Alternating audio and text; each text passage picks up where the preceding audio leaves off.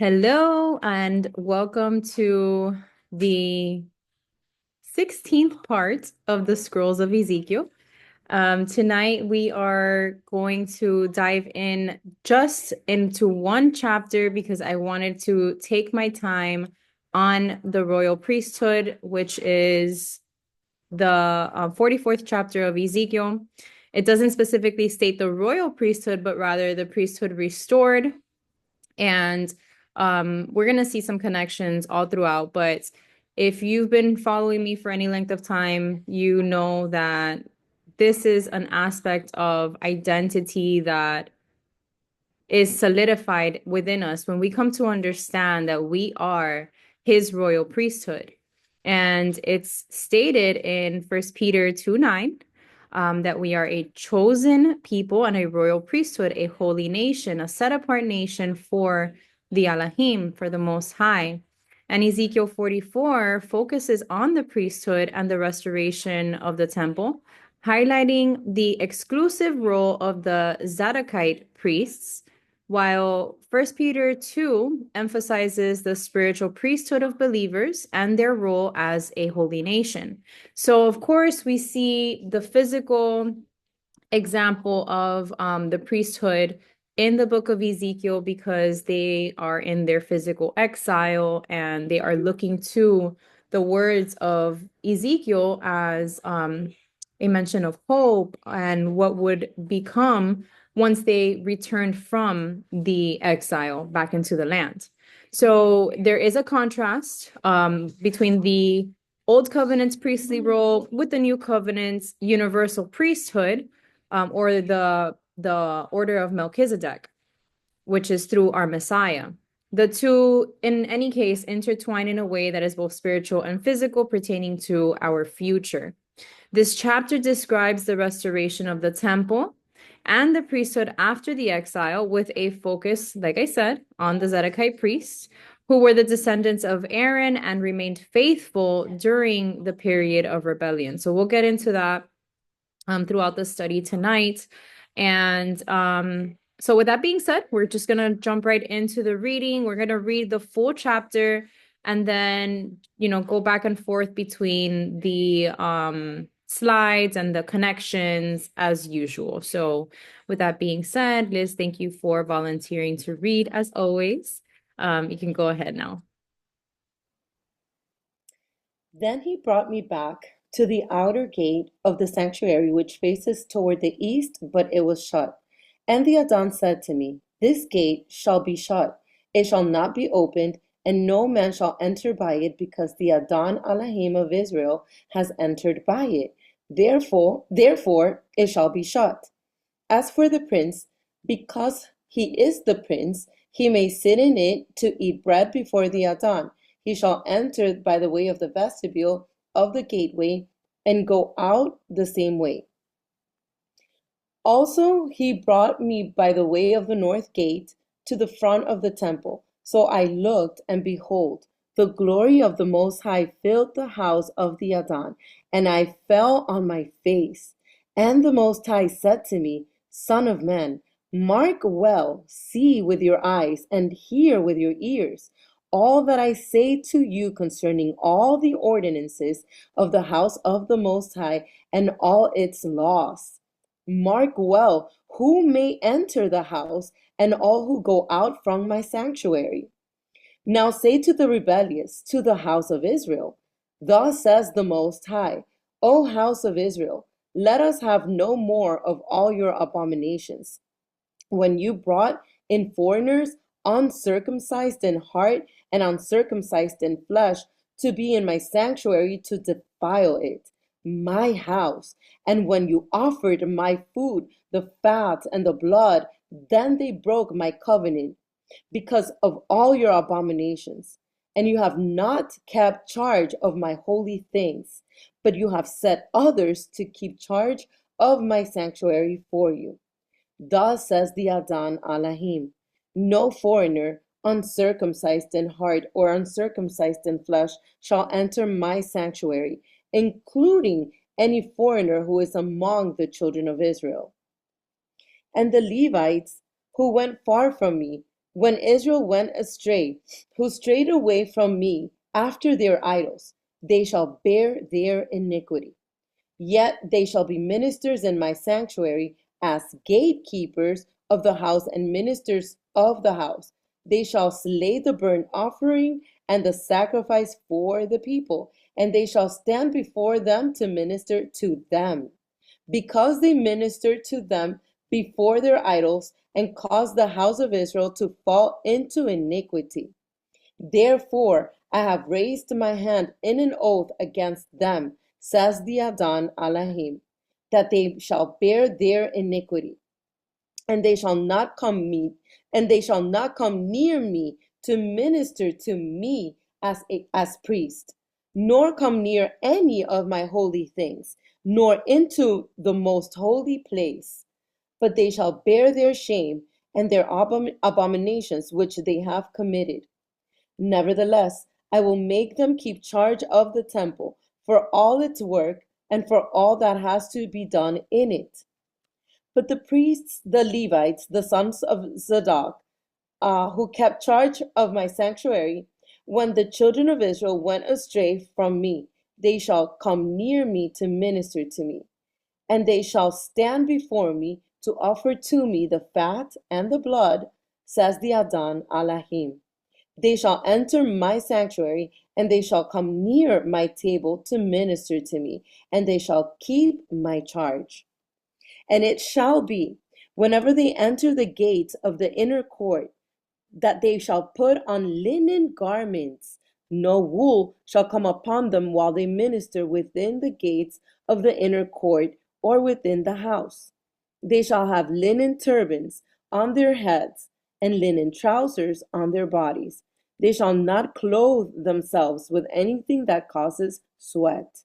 When they go out to the outer court, to the people, they shall take off their garments in which they have ministered, leave them in the holy chambers, and put on the garments, and in their holy garments they shall not sanctify the people.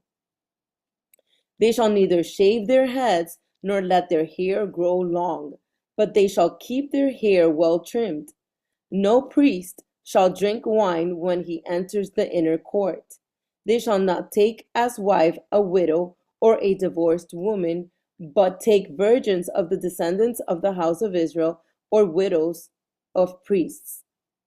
And they shall teach my people the difference between the holy and the unholy, and cause them to discern between the unclean and the clean.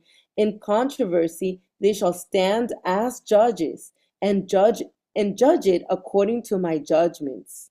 They shall keep my laws and my statutes in all my appointed meetings, and they shall hallow my Sabbaths. They shall not defile themselves by coming near a dead person, only for father or mother, for son or daughter, for brother or unmarried sister, may they defile themselves. After he is cleansed, they shall count 7 days for him. And on the day that he goes to the sanctuary to minister in the sanctuary, he must offer his sin offering in the inner court, says the Adon Elohim. It shall be, in regard to their inheritance, that I am their inheritance. You shall give them no possession in Israel, for I am their possession. They shall eat the grain offering, the sin offering, and the trespass offering. Every dedicated thing in Israel shall be theirs. The best of all first fruits of any kind, and every sacrifice of any kind from all your sacrifices shall be the priest's. Also, you shall give to the priest the first of your ground meal to cause a blessing to rest on your house. The priests shall not eat anything, bird or beast, that died naturally or was torn by wild beasts. Perfect. Thank you so much. So this chapter is very detailed and sounds a whole lot like Leviticus, like Exodus, Numbers, Deuteronomy. It sounds a lot like the Torah because, of course, we are seeing the instructions given to the priests as they were given to Aaron and his sons when when the Exodus took place, and all of the laws were enforced in written form, and the instructions were given so that they would be able to minister to the Most High on behalf of the people. And so there's a obviously big differences as well, because we see that there's a distinction between I guess you could say, hierarchy within the priesthood, those who had been far from the Most High versus those who remained steadfast in the midst of the whole rebellion among the people. So let's go ahead to the slides now, and we're going to talk about the various portions that I have here. So as I mentioned, we're going to be making the comparisons between the Old Covenant and the New Covenant priesthoods and what we're looking forward to in the future. This chapter begins with with the Most High taking Ezekiel back to the East Gate. And we also see a mention of the prince. So this is where Ezekiel's tour of the temple compound began. And we see that in Ezekiel 40 and 6. And we're going to read that again just as a recap once we start reading the scripture connections. And this gate at this point was shut. For emphasis, the idea is repeated 3 times in this verse, and the gate was shut, and no man shall enter by it. The reason it was shut was because the Adon Elohim of Israel has entered by it. He has entered in through the east. And we see that here as we've seen these pictures already in the past few studies. The east gate leads directly into the Holy of Holies. And of course, that the sun rises in the east, it sets in the west. So the Most High Messiah being a representation of that light, he is entering in through the east gate, and the gate shuts behind him. Also, when we think about the Sabbath, in those times as well, the gates were closed on the Sabbath. So if we think about it too, this is also a foreshadowing of the millennial reign, as it is the eternal rest that we are entering into after the millennial reign with our Messiah. I thought this picture here too was cool. It's like an AI generated interpretation of the entryway and the ramp that leads to the Holy of Holies as well. We don't know what it's going to look like, but it's nice to imagine it. So I like this here as well. Ezekiel wrote of a ruler, a prince who would have special privilege regarding the gate. This ruler is likely David, or the of the line of David, Messiah, whose future rule over Israel is mentioned several times in Ezekiel. And we're going to read these scripture references that are listed here: Ezekiel 34, 37, Isaiah 55, Jeremiah 30, and Hosea 3. And in Ezekiel 37:25, it is specifically written that David, or the Messiah, would be prince over Israel. So we get a lot of confirmations that who is being spoken of here, of course, is our bridegroom, our just judge, our Messiah.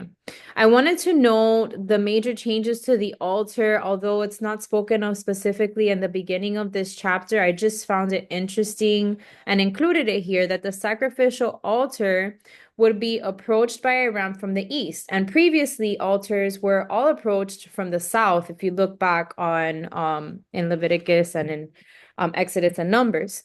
Now, there will be stairs to the altar, not a ramp as previously.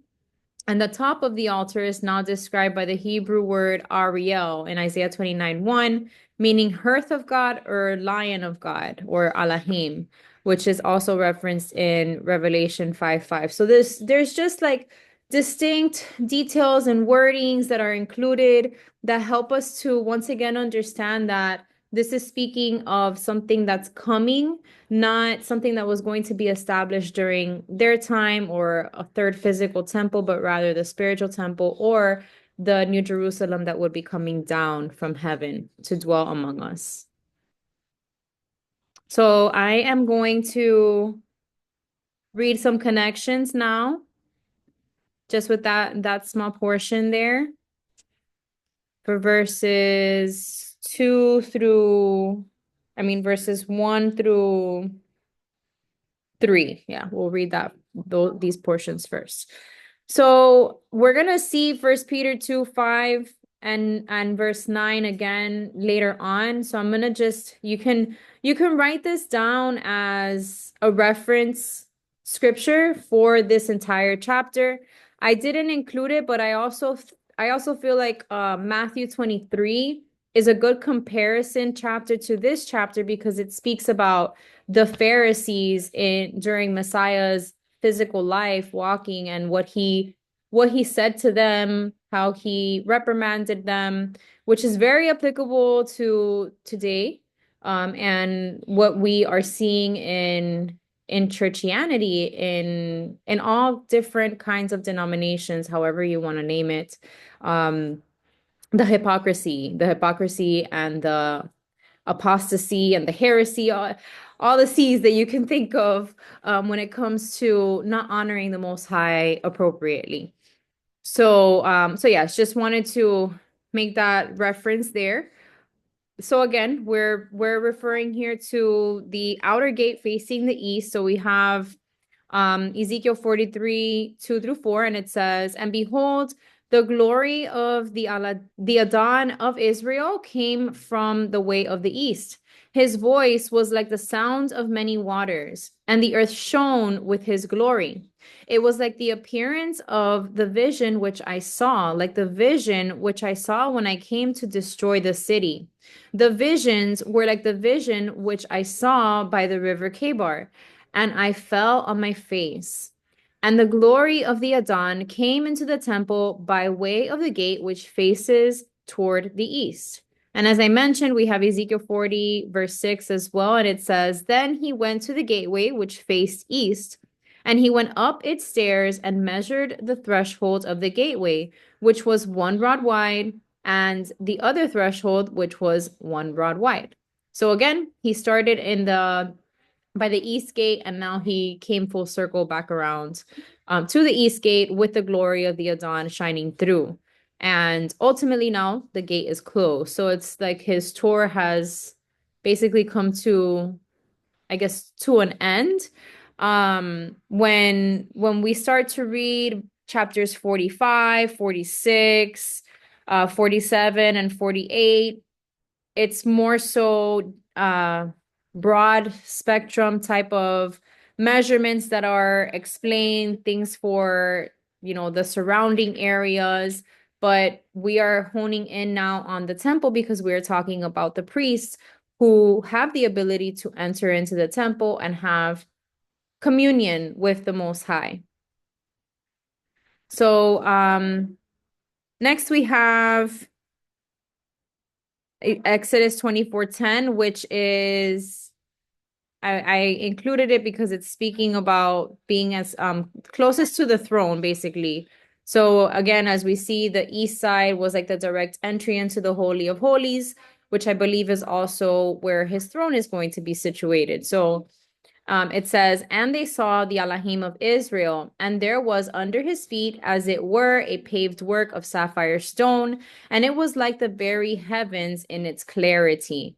So we know that the sapphire color, that sapphire stone, is the same sapphire stone where the law was written on those stone tablets, the same as his throne. And we see it in Ezekiel as well described.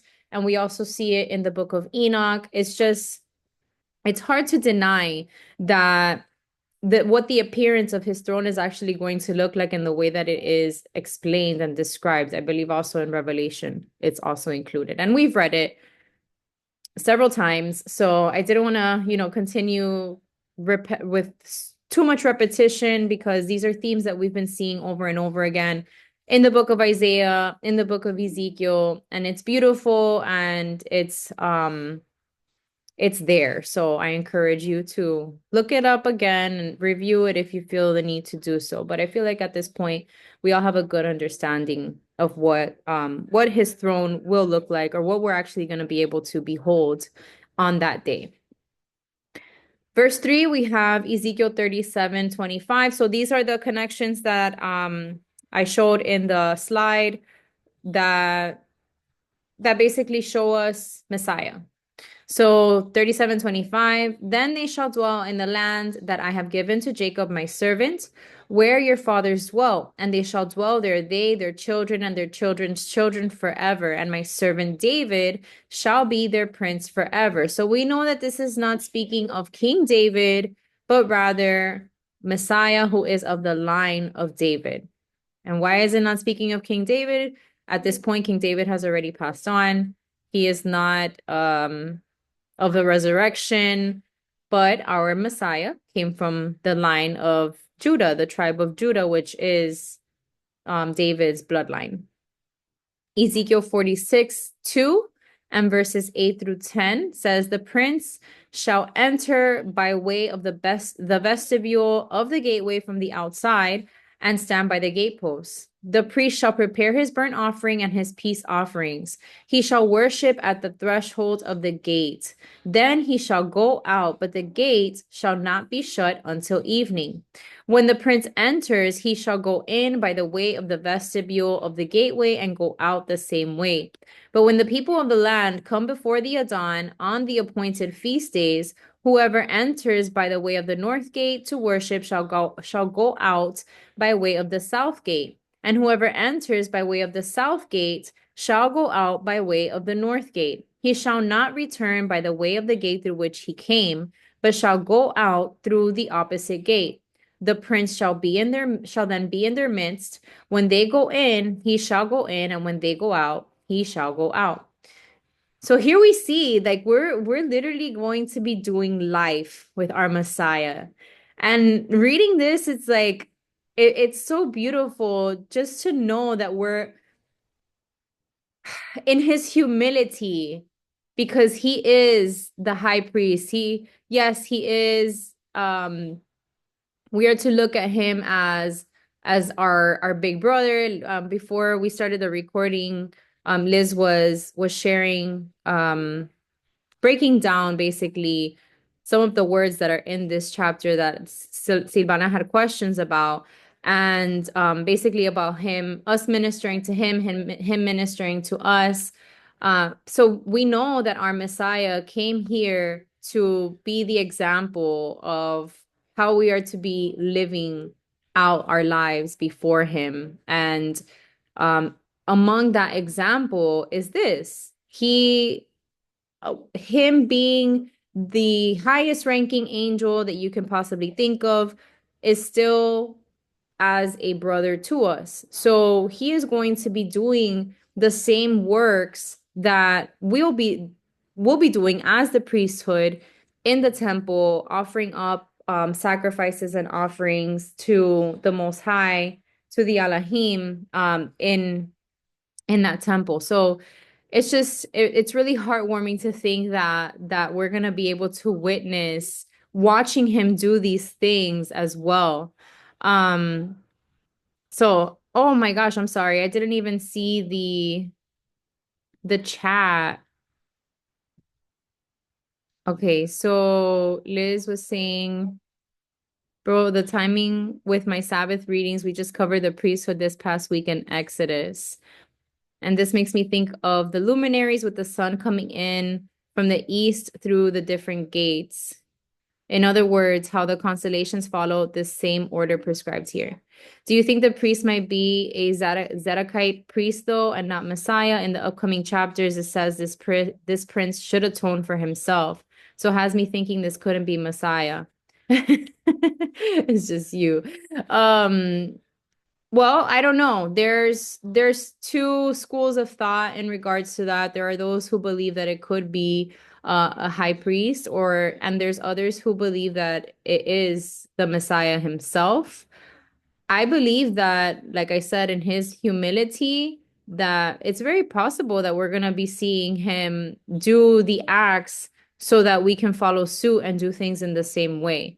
I could be wrong, but that's just, from reading through it, Yeah, exactly. So that he's finally there's not that there's gonna be an equal or level playing field, but rather him being that example for us always from the beginning to the end. We're gonna continue to see it and do it as well.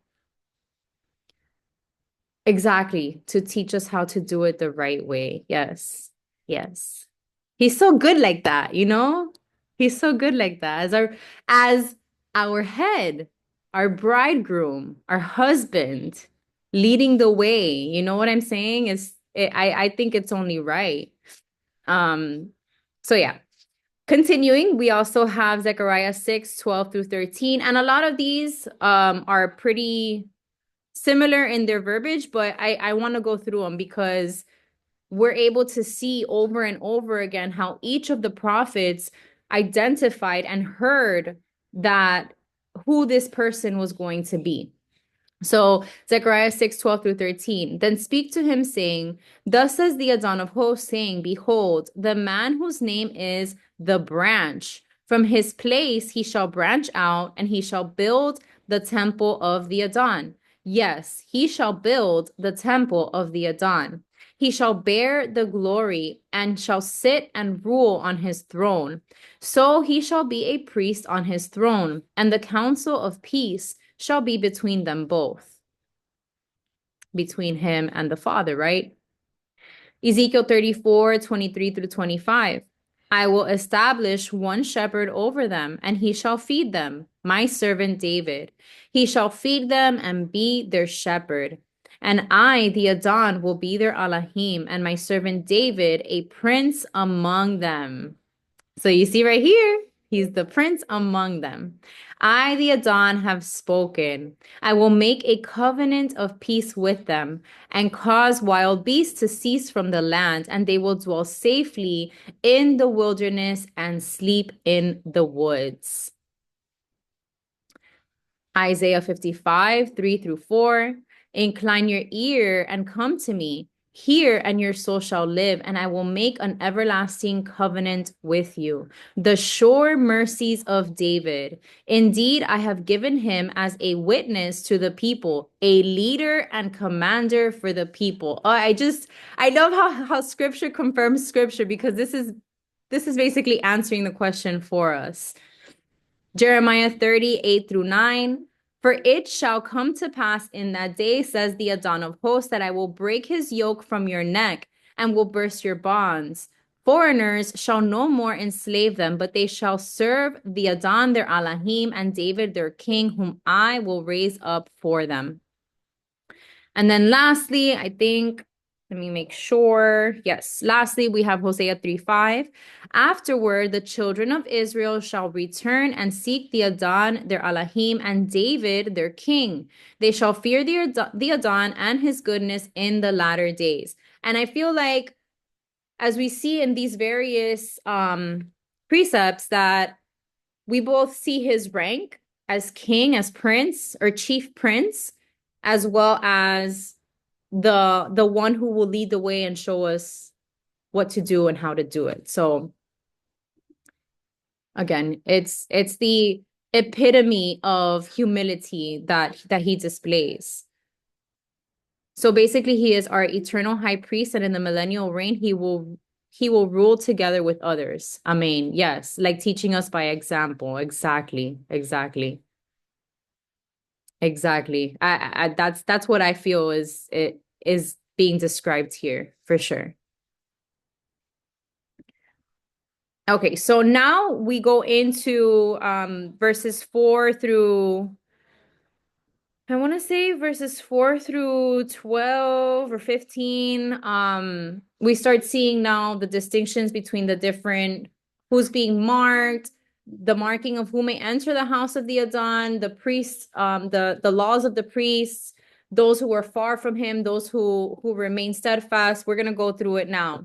So because the east gate was shut, Ezekiel was brought to the right and came through the north gate. So we see it here. So the east gate now is shut. So he was brought in over here, and the glory Ezekiel saw filled the temple in Ezekiel 43:1 through 4, which we just read, and it remained there. As promised, it would be his dwelling place forever. which we see in Ezekiel 43:7 that we read last week. Ezekiel's reaction was as before. He fell on his face. So just as he fell on his face in chapter 43, he's doing it now again. And I believe we've seen it in previous chapters that that's what he did as well, which we all already know. We would probably all do the same or more so.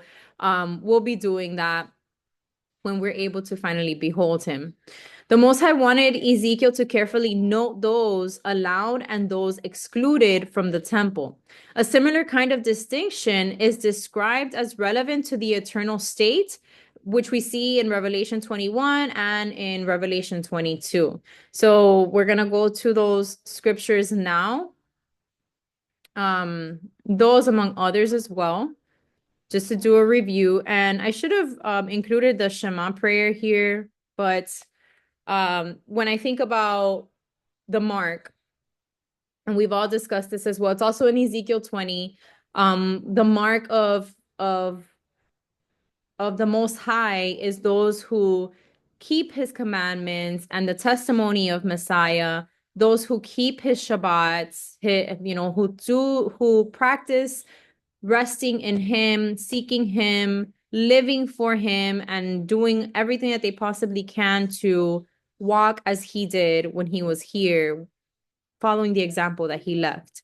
So then of course those who are not or receive the mark of Hasatan or the enemy are the ones who have intentionally rejected him or chosen not to follow him in his ways. So that's the distinction. And we're also going to see his mercy here. So it's going to be very beautiful to break it down. And they said this also reminds me of Matthew 5. Those that do and teach others his Torah are considered great in the kingdom, so probably becoming priests. Absolutely. And as I mentioned in the beginning of the study, we see that there is a hierarchy that's established. Those who are able to enter into the Holy of Holies and minister to the Adon, versus those who are appointed of the temple service. So standing at the gate. All right, so just to start out, we see Ezekiel 128, speaking of his throne once again. Like the appearance of a rainbow in a cloud on a rainy day, so was the appearance of the brightness all around it. This was the appearance of the likeness of the glory of the Adon. So when I saw it, I fell on my face and I heard a voice of one speaking. So this actually is both about his throne as well as the glory that shone through because he was sitting on his throne. So Ezekiel has been able to see it several times, and I can imagine what that can do for a person, like feeling so honored that you've been able to behold the glory, even in a vision. That would, I think, would cause someone to remain consecrated and surrendered to the Most High, and just, with that conviction to do his work. Because we know also that Ezekiel, on several occasions, the Most High shut his mouth and he was not allowed to speak until the Most High said for him to speak. And usually it was obviously the messages from him and things that he wanted to be communicated to the Israelites. We also have Haggai 2:7, and it says, "And I will shake all the nations, and they shall come to the desire of all nations, and I will fill this temple with glory, says the Adon of hosts." Isaiah 6:3, verse 4, Isaiah 6, verses 3 and 4. And one cried to another and said, "Holy, holy, holy is the Adon of hosts. The whole earth is full of his glory." And the posts of the door were shaken by the voice of him who cried out, and the house was filled with smoke. So just examples of his glory. And now we have the two precepts that I mentioned. So we have Revelation 21:7-8, and it says, "He who overcomes shall inherit all things, and I will be his God, and he shall be my son." I'm sorry, give me 1 second.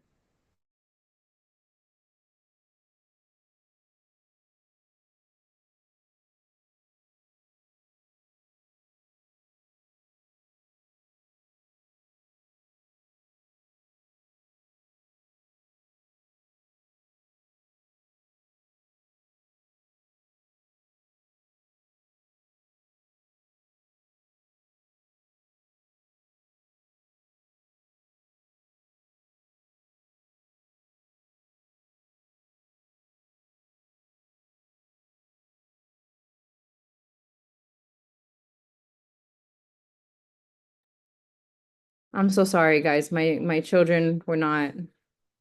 Anyway, so Liz said I would remain on my face to the ground the rest of my life if I were able to witness that.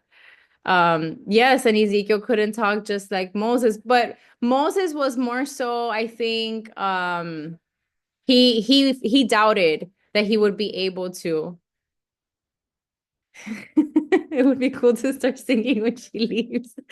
Sorry, guys. I'm sorry. My sometimes, mom life. Um, all right. So anyway, let me finish. Let me read this chapter. I mean this verse again. So Revelation 21, 7 through 8. He who overcomes shall inherit all things, and I will be his Elohim, and he shall be my son. But the cowardly, unbelieving, abominable, murderers, sexually immoral, sorcerers, idolaters, and all liars shall have their part in the lake which burns with fire and brimstone, which is the second death. Revelation 22, 14 through 15. Blessed are those who do his commandments, that they may have the right to the tree of life and may enter through the gates into the city. But outside are dogs and sorcerers and sexually immoral and murderers and idolaters and whoever loves and practices a lie. So if you think about the word abomination, every single one of these characteristics or actions that are not of the Most High, that go against his beautiful Torah, his perfect instruction, those are the ones who are not going to be able to enter in, whose part in is in the lake of fire and brimstone. So very heavy words, but it is what is written. And so that is why we should live in a reverent fear of what our outcome could be should we choose to turn away after coming into the knowledge of the truth. Ezekiel 11, 22 through 23. This is another reference to his glory. It says, so the cherubim lifted up their wings with the wheels beside them, and the glory of the Adon of Israel was high above them. And the glory of the Most High went up from the midst of the city and stood on the mountain, which is on the east side of the city. So again, another confirmation of his glory being on the east. Numbers 16, 42 through 45. Now it happened when the congregation had gathered against Moses and Aaron that they turned toward the tabernacle of meeting, and suddenly the cloud covered it, and the glory of the Adon appeared. Then Moses and Aaron came before the tabernacle of meeting, and the Adon spoke to Moses, saying, get away from among this congregation, that I may consume them in a moment. And they fell on their faces. So again, this is just from, as I mentioned, because we see a lot of reference to the old covenant or what could be compared to the old covenant. So this is something that I just wanted to bring in. And we also have some references in Deuteronomy that we're going to read now as well. But his glory covered over the tabernacle in that time, and it will in the future as well. So Deuteronomy 12:32, whatever I command you, be careful to observe it. You shall not add to it nor take away from it. This is a big one here because a lot of times we've seen over and over again that there are those who call themselves leaders in the churches, leaders of congregation that want to add to his word or even take away from it. I'd say, I don't know which one is more dangerous, but I know that taking away from his word is something that it's happening a lot, especially when you think about saying that the law was done away with and saying that we are under grace primarily. But yes, I agree, Eileen. Both are, yes, the Pharisees added, and I mean, and now we're seeing well, even so, everything. I think in one breath you can add and take away from the word, right? Like it's very easy for those people to do that in order to manipulate the masses and keep people in bondage and keep people blind. So both are just as bad. Sorry, guys. Give me 1 second.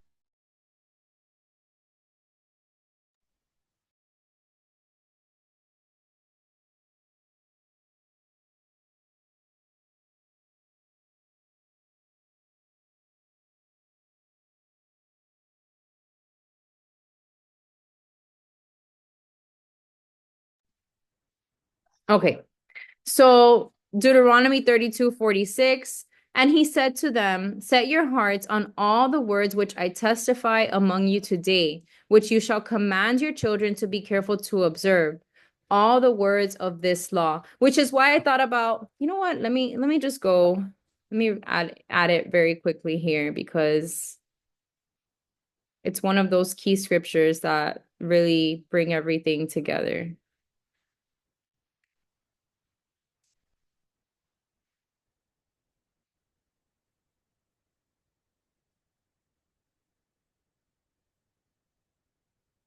Who's gonna sing?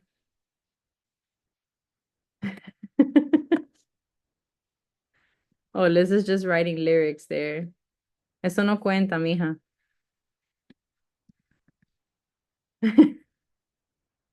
All right, let me go back now. So let's read the Shema.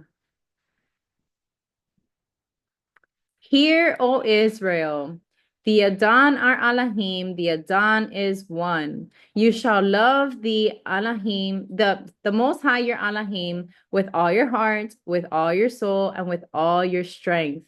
And these words which I command you today shall be in your heart. You shall teach them diligently to your children, and shall talk of them when you sit in your house, when you walk by the way, when you lie down, and when you rise up. You shall bind them as a sign on your hand, and they shall be as frontlets between your eyes. You shall write them on the doorposts of your house and on your gates. So, again, this one here just gives us the confirmation of having his word on our right hand or on our hand as a sign through our actions, executing and living out his perfect Torah and his commandments, and between the frontlets of our eyes as what the world calls the mark. And what even the man with the writing kit that we saw in the book of Ezekiel as well was marking the people of the Most High. The sign is keeping his commandments. So keeping it between the frontlets of our eyes as we are thinking on his word at all times and thinking about him throughout the day.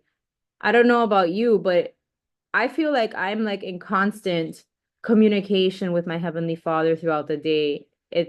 His word is always on my mind.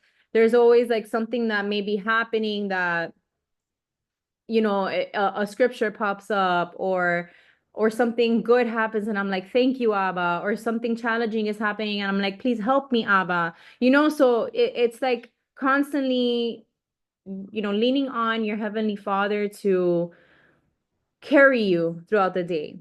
So I feel like that's what that also represents here in this verse.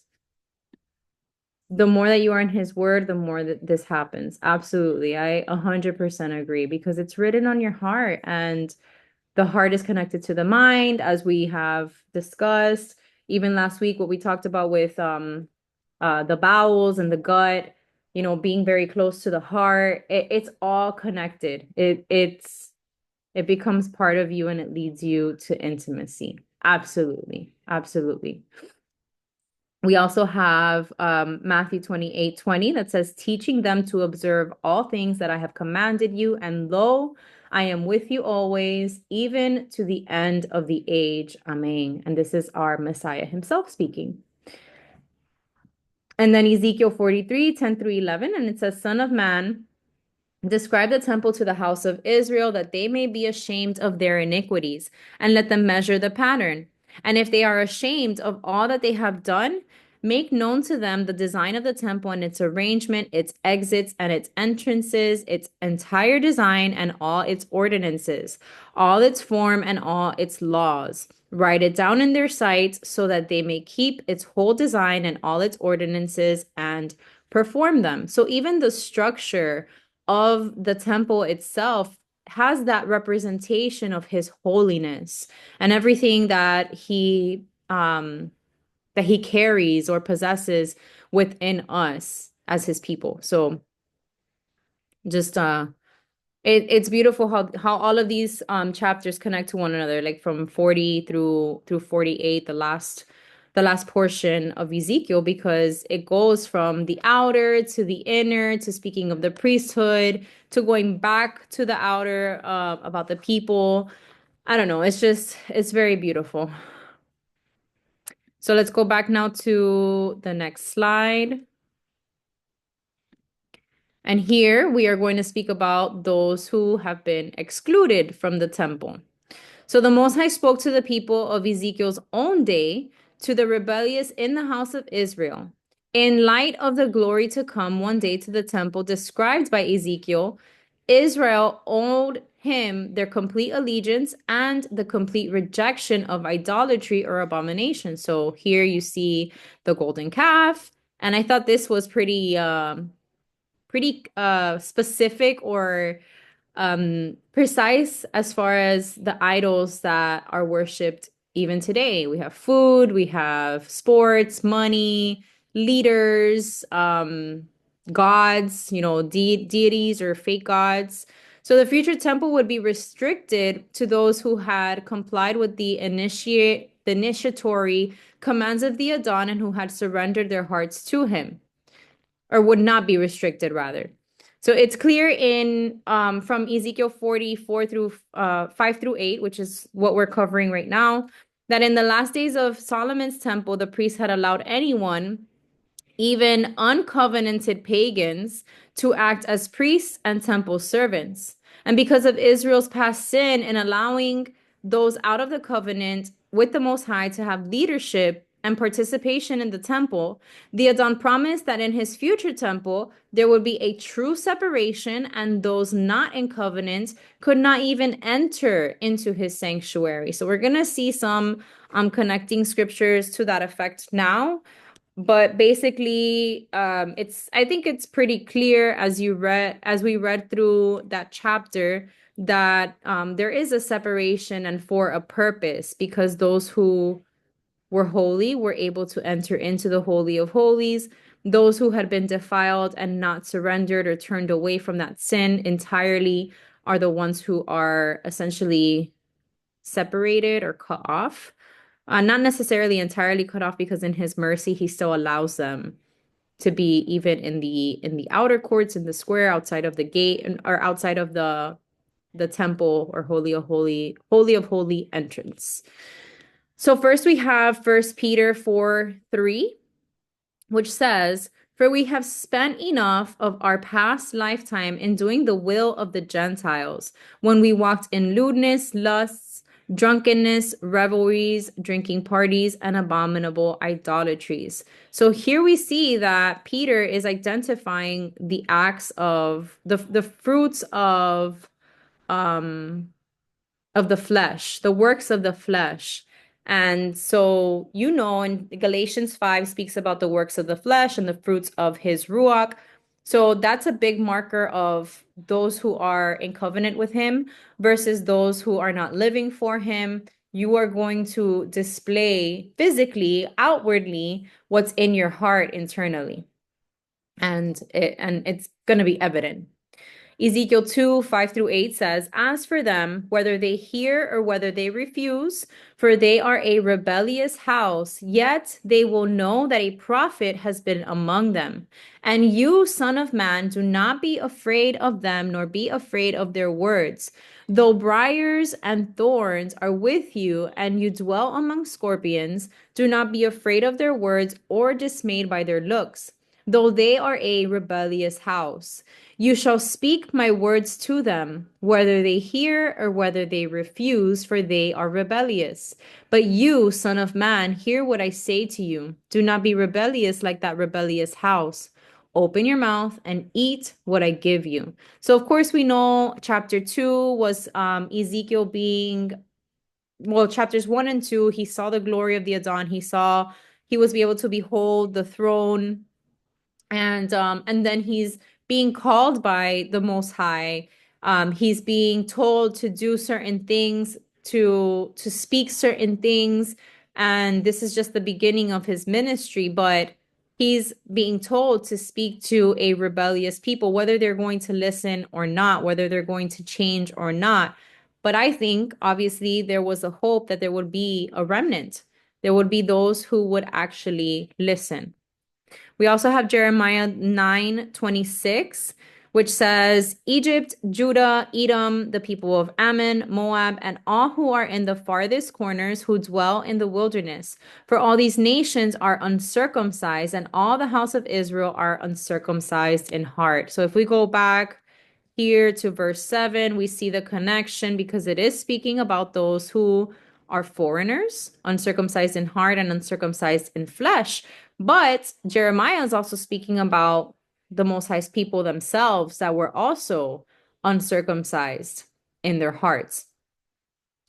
So it's not just the foreigner, but also those who were blood-born. And we see it over and over again that your heritage, your blood heritage, does not necessarily matter when it comes to being set apart for the Most High. It's a matter of the heart over everything else.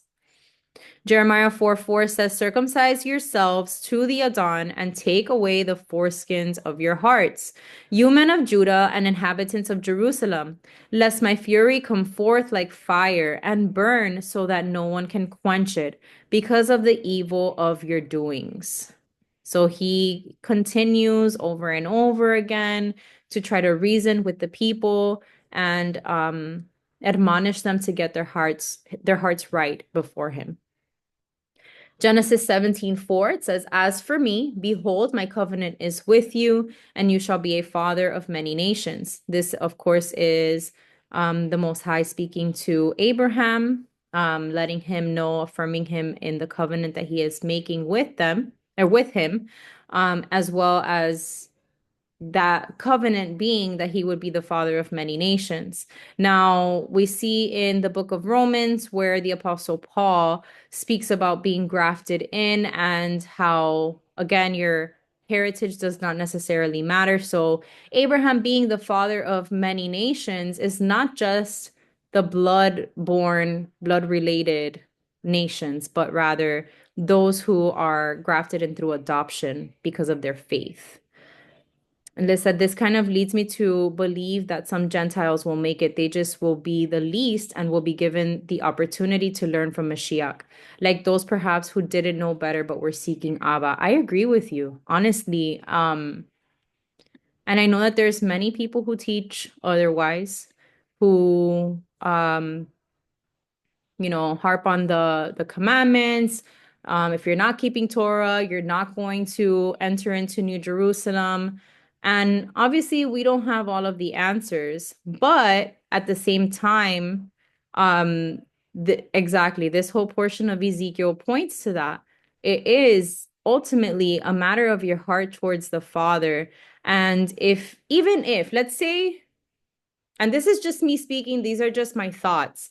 I don't have all of the answers and I don't know if this is the truth, but let's say that there's somebody that keeps Torah, right? And they have a heart for the Father, they're surrendered to him, they're doing their best to minister to other people and bring them into the truth. And you speak to someone who you see the fire that they have for the Most High, they love him, they're serving him, they're doing all of the things, right?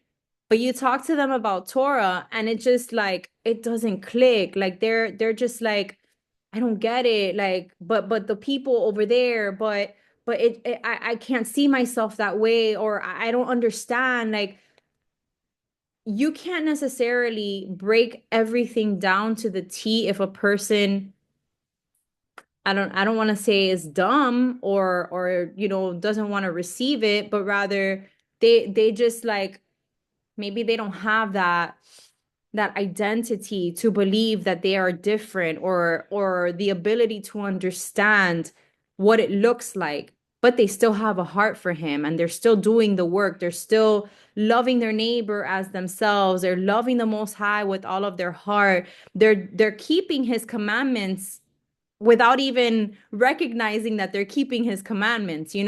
I feel like, yes, I agree with you, Liz. I think it's exactly, it's more on his time versus ours. Absolutely. Now, of course, if you're somebody who is like, no, I'm gonna sin and he can forgive me tomorrow or I'll ask for forgiveness tomorrow, obviously we know that that's something that is ridiculous. It's not Yes, absolutely. Go ahead. Go ahead, Liz. Let me drink some water. No, sorry, is that I was gonna type, but I'm like, it's gonna take so long to type. Okay. So yeah, I just wanted to, because it's not like I understand that in order to make it, clearly, like Revelation's pretty clear that it's those that are keeping his commandments, right? Mhm. And the testimony of Mashiach. Like I get that part, which is why I was putting a question mark. Like this section of Ezekiel, though, is leading me to believe that yes, those that have his mark, keeping his Sabbaths and being set apart in this life, right? Because I kind of believe this life is like a simulation type of thing. And Yeah. so like those that are marked by him are gonna escape perhaps the latter tribulation, right? Like we will be the ones, and I include myself by faith, we will be the ones to be placed in some type of wilderness until he comes back. When, you know, in Revelation where it says like, who are they that are coming from all four corners of the earth, et cetera, you know, dressed in white. So I believe there is that population, but I also believe, um, unless I'm wrong, Ruach lead me, that there will be others who would have the opportunity to be beheaded. And then those that are beheaded, for example, um, will make it then to the New Jerusalem. And so in that, they don't know anything about Torah. Right. Does that make sense? Like, and so when they make it to the New Jerusalem, I believe that's why there is these hierarchies, because then there'll be these people that Mhm. made it to the royal priesthood because they passed the test during the simulation. Does that make sense? It makes sense. Like, I'm on the same page as you. okay, so I just want to make sure that, you know, it doesn't come across like weird, like I'm just saying basically everybody's gonna make it, because that's not what I meant. But yes. All right. Ultimately, and this is, I think it's what it boils down to is it's our heart for him and the amount of desire that we have to truly know him, and what the Ruach leads us to do in that sense. So I don't know. I mean, it gives me hope to see it that way. Although I know there's loved ones of mine who I know for sure are still very far, and denying and don't want to believe. But then there's others that are trying and are doing it within the best of their ability and in their finite minds, what it looks like to them. So yeah, there's various spectrums to it, but I agree with your explanation, Liz, and thank you for your input as well. Okay, so we also have here Leviticus 26, verse 41, and it says, "And that I also have walked contrary to them and have brought them into the land of their enemies, if their uncircumcised hearts are humbled and they accept their guilt." So again, I mean, it's like confirmation after confirmation. There's the uncircumcised heart and there's the heart that is circumcised, that has been stripped of the flesh to be able to flourish, to be able to have their heart broken for that which breaks his heart, and now decide, I can't live this way anymore. I have to really dig into your word and seek you and understand how it is that you have wanted me to live my life all along. So, yeah, I pictured New Jerusalem and the outer courts and those who are not in covenant with him on the outside. But then with the temple having those various levels to them as well, right? We know that the high priest, or those who are able to enter into the holy of holies, are the ones that are in the higher levels. So yes, there's definitely a hierarchy. There's a reason why there's the 24 elders sitting around the throne, the 144,000. It's just the signs are there, the words are there, and somebody can look at it metaphorically, but at the end of the day, we're not truly going to know until that day comes. So it's just important for us, as knowing the truth that we know, knowing what we know and how we are called to live, that we continue to do it. And I don't know, this just came to me. being the ones who continue to offer up the sacrifices for our loved ones, being the ones that enter into the Holy of Holies through prayer, through fasting, through offerings and servitude, and crying out to the heaven to our Heavenly Father in the name of our Messiah for our loved ones to be forgiven and for them to have a change of heart and do the same eventually.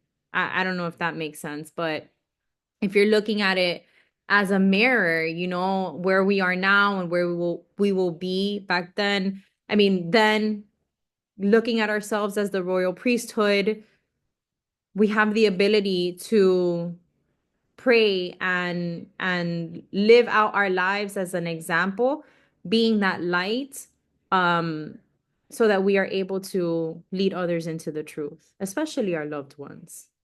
How much more would we desire than to have those who we love, our family members, our significant others, our friends who are not walking in the truth, to have them be accepted as well. It's our assignment here and now, honestly. That's what I believe.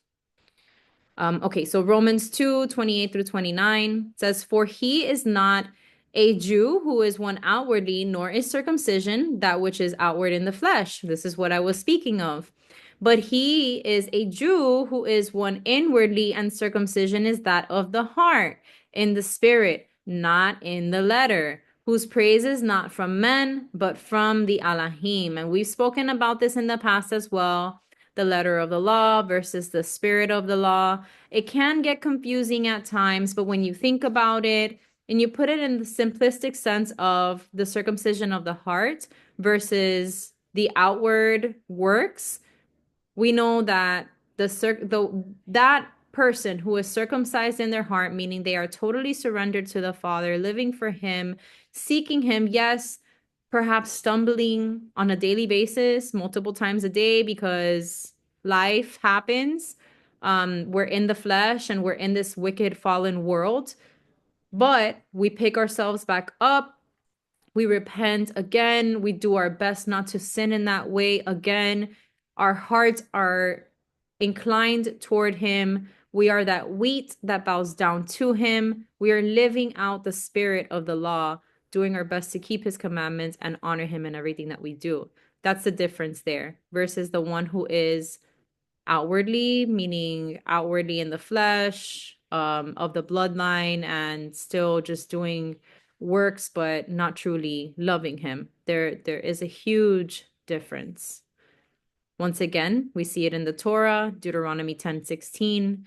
"Therefore circumcise the foreskin of your heart and be stiff-necked no longer." So key scriptures that we are seeing here as confirmation. Jeremiah 31:32. "Not according to the covenant that I made with their fathers in that day that I took them by the hand to lead them out of the land of Egypt. My covenant which they broke, though I was a husband to them, says the Adon." So we see again now the mention of the marriage covenant that we are to enter into with the Father. That the Israelites from the beginning said, these things which you instruct us to do, we will do, is exactly what the Israelites did not do when they were taken into captivity as well. It's the same thing that people here and now are doing, breaking a covenant that he has called us to keep with him. So history repeating itself over and over again. And they said, "I've always believed that a true circumcised heart will have no issue demonstrating outwardly as well." Yeah, I agree with you. I do still believe, of course, that, things in this life, the cares of this life can pull people even momentarily into another direction. But I believe that a person who has his ruach can quickly identify those temptations or those fiery darts and turn away from it just as quickly. So I think it's like, let's say, I don't know, you're somebody who has dealt with anger for a long time, and someone comes at you and pushes your buttons, triggers you, causes you to sin in the way that you speak to them. obviously the enemy, that's fertile ground for the enemy to attack, right?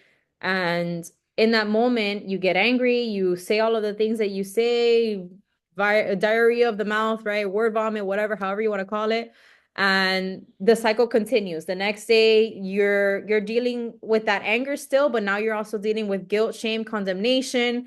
The enemy is in your ear telling you that you've lost your salvation. So now you turn to something else. You're going to drink to numb the pain, or you're going to smoke weed to numb the pain, or you're going to go have fornicate with somebody to numb the pain. And then the following day, you continue in the sin over and over and over again. And it becomes this cycle where now it's been a month that you've been in this sin and you're so far from the Most High. You're not seeking Him. You're not praying. You're not reading the Word.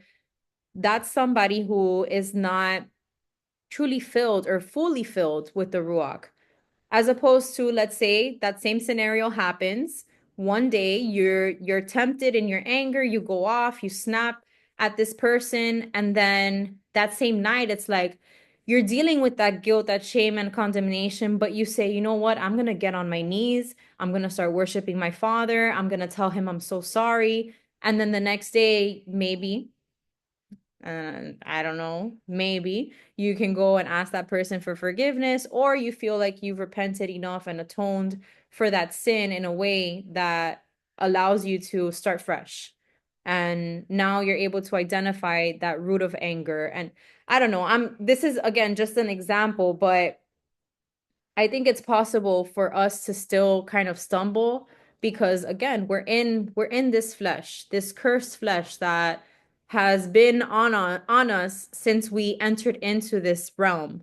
And so we're going to have those fiery darts from the enemy come at us on a daily basis in different forms. What may be a sin for me may be something that you're able to overcome.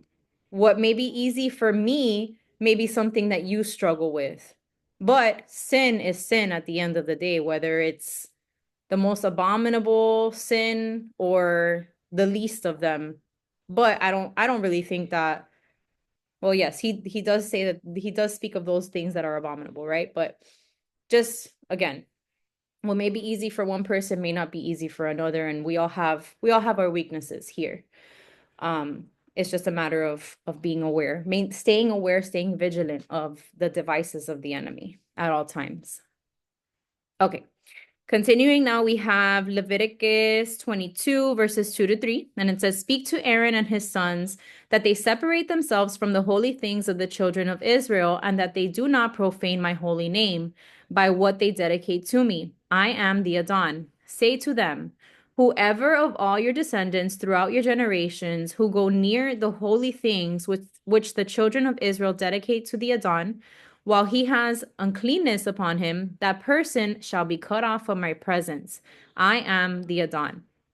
So this definitely gives us the indication that those things which are holy, those things that are of his, are not to be touched by a person that is unclean, which is why there is that separation. We also see it in Numbers 18:7, which says, Therefore you and your sons with you shall attend to your priesthood for everything at the altar and behind the veil, and you shall serve. I give your priesthood to you as a gift for service, but the outsider who comes near shall be put to death. So again, speaking of the outsider, that's that person with the heart that is uncircumcised. All right, so let's see. I think verse 9 kind of ties in pretty well. It's still kind of speaking about the foreigner, uncircumcised in heart. So let me share the connecting precepts with that as well. We have Joel 3:7, and it says, So you shall know that I am the Adon your Elohim, dwelling in Zion, my holy mountain. Then Jerusalem shall be holy, and no aliens shall ever pass through her again. So Joel is also giving a promise here of the separation and definitely how there's going to be a hierarchy. John 3:3 to 5. Yasha answered and said to them, Most assuredly, I say to you, unless one is born again, he cannot see the kingdom of the Elohim. Nicodemus said to him, How can a man be born when he is old? Can he enter a second time into his mother's womb and be born? Yasha answered, most assuredly, I say to you, unless one is born of water and the Spirit, he cannot enter the kingdom of the Allahim. So I think that this particular passage was placed in the scriptures specifically so that those of us who understand being reborn can explain it to others, because I feel like I've even had these types of conversations with people before where they don't understand the concept of being born again. They don't understand the importance of getting baptized again after having come out of, I don't know, Catholicism or other religions that don't do baptism in living waters. So I think having this explanation here from the Messiah himself is key to understanding that we must see ourselves as having been reborn, having that new life, new spirit, new everything that would connect us to his truth and cause transformation on the inside of us. Okay, so finally we have Psalm 50, verse 16, which says, but to the wicked, the Elohim says, what right have you to declare my statutes or take my covenant in your mouth? And the wicked are those who commit iniquity, who transgress his law intentionally. Just wanted to add that there. Okay, so next we have, let's go back over here to the slides. We have the law of the priests, the Levites who were far from the Elohim. So now this is not only speaking of the entirety, the foreigners and all of those who were out of covenant, but he is now speaking to the Levites, those who strayed from him along with the rest of Israel, going after their idols. This was true of the Levites of Ezekiel's day, now in their exile, and it's true today as well. He promised a future restoration of the Levites who previously went astray. In the restoration of Ezekiel's temple, they would be gatekeepers and servants or ministers of the temple, no longer privileged to perform temple sacrifices, which more specifically means no access to enter into the Holy of Holies.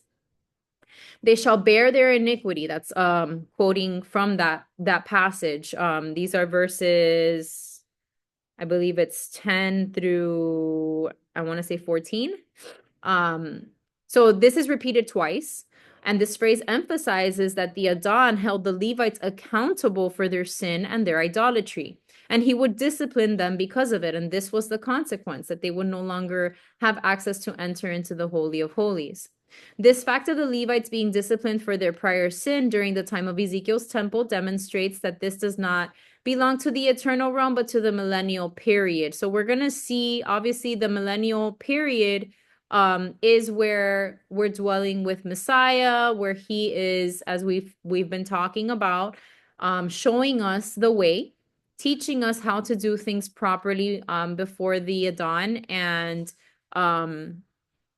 that's where the separation is going to take place, and then judgment will come, right? So it's not necessarily in eternity, but rather during the millennial reign where the sacrifices are still taking place, which we've established. We spoke about this last week as well. We believe that there is going to still be ritual sacrifices or instituted again, and we're gonna, I don't know, I think it's gonna be cool to be able to see Messiah himself doing those sacrifices. I don't know. It's gonna be beautiful to be able to witness it and learn how to do it with the right heart posture. All right, so now some connections here. So with verse 10, we have Ezekiel 22:26 and a few others. So first off, it says, her priests have violated my law and profaned my holy things. They have not distinguished between the holy and unholy, nor have they made known the difference between the unclean and the clean. They have hidden their eyes from my Sabbaths so that I am profaned among them. So not only Are they not making the distinguishment between the clean and the unclean, but they are not recognizing the Sabbath day? Commandment number 4, to remember the Sabbath day and keep it holy. Obviously, that's very important to the Most High, so it should be important to us as well.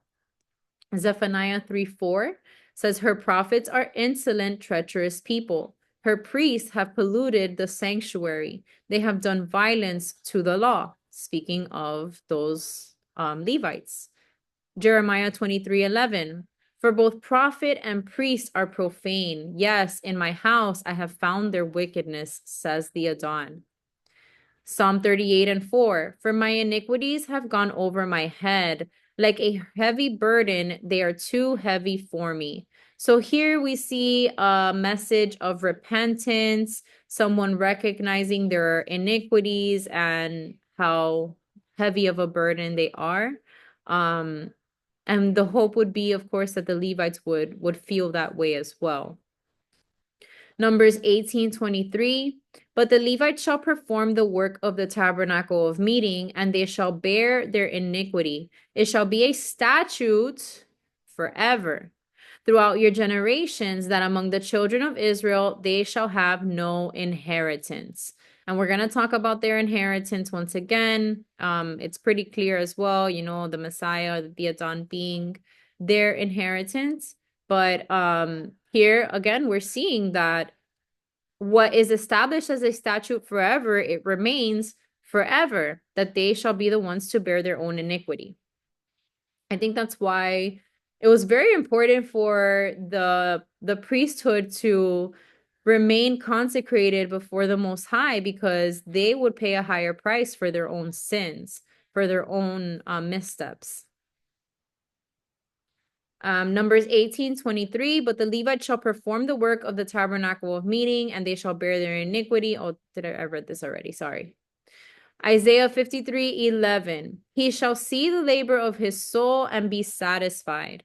By his knowledge, my righteous servant shall justify many, for he shall bear their iniquities. So now we're seeing the contrast here, where when our Messiah came and he died for us, he bore our iniquities over himself, which is why now when Peter calls us his royal priesthood, we should take that very seriously, not take it lightly, understanding that we have been established as a royal priesthood through our Messiah, who already bore our iniquities for us, doing our best, as we have been discussing, to be consecrated, sanctified, and purified before him, living lives that please him, following his way, the way, the truth, the life, going to those ancient paths on the narrow way, and answering the call. Because as it states, many are called, but few are chosen, because not many can rise to the occasion and truly be consecrated for him. A lot of people will still say that it is too hard, that it is too much of a burden. Oh my gosh, like today I was talking to someone. It broke my heart. It really truly broke my heart. This person is going through a lot. They left the ministry that we were previously part of, that it's very it's a mega church, and it's very much prosperity gospel and that type of thing. And this person was saying that had they not left that church, maybe they would still have accountability and identity. And it's sad, because your identity is found here. If you really eat these scrolls and really truly try your best to understand, you're not going to have that temptation to turn back, and depend on a man, depend on a leader to tell you, oh, you need to do this or you need to do that. If you have the Holy Spirit in you, you are equipped to live a life that, while it may not be perfect, but you have that surrenderance in you to say, okay, Abba, continue to peel these layers back. Show me what I'm doing wrong. Help me, Father, to be more like your son.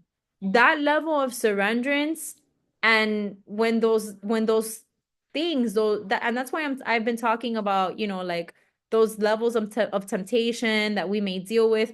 There's people who are so lost, and it's so sad. It is like you claim to know him, but you would rather have a church leader tell you how you should be living your life rather than look to the book to do it for, to explain it to you. It's very disappointing and very sad, very grievous. So that's that. I don't know. I think I went off on a tangent here, but ultimately, it's very important for us to understand that if he bore the iniquities for us, then we have a big assignment to live that out. Exactly. No better teacher than his Ruach, but we have to put the work in. We have to allow the Ruach to expose, because, and I think that that's the most challenging part, is when you say the words, I want to live for you. Change me. Show me what I'm doing wrong. Help me to be better.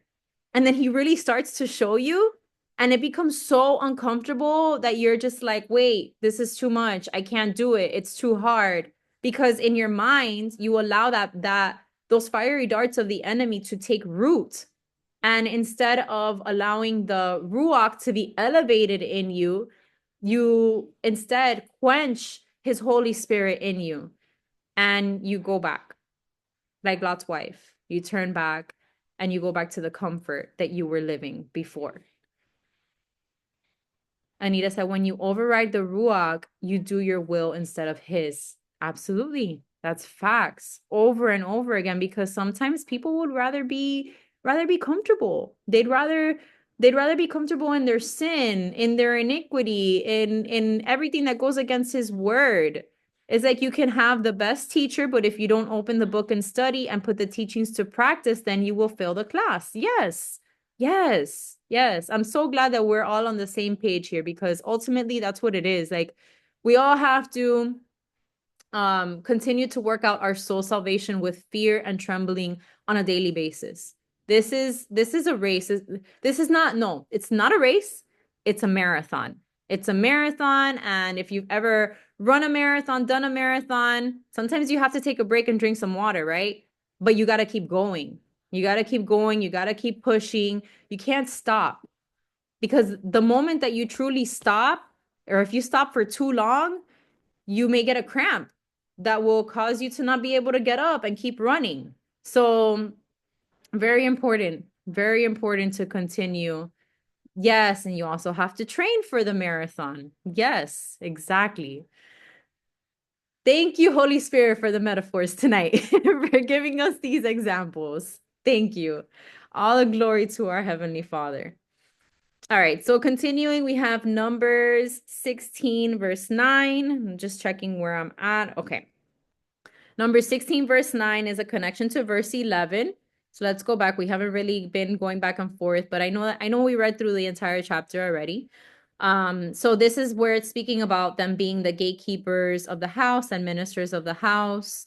So it says, "Is it a small thing that that the Elohim of Israel has separated you from the congregation of Israel to bring you near to himself, to do the work of the tabernacle of the Adon, and to stand before the congregation to serve them?"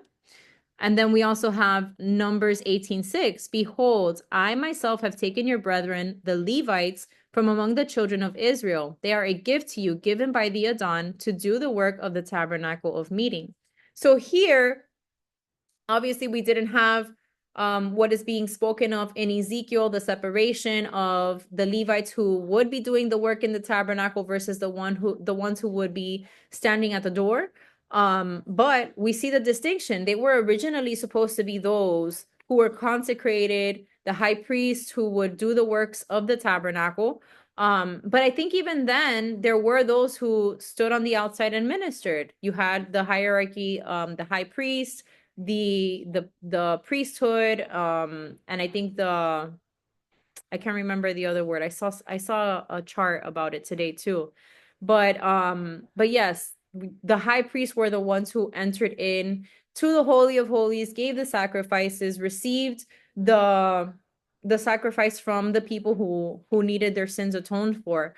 They were given as a gift to the people by the Most High to do the work. So just something to keep in mind over and over again here.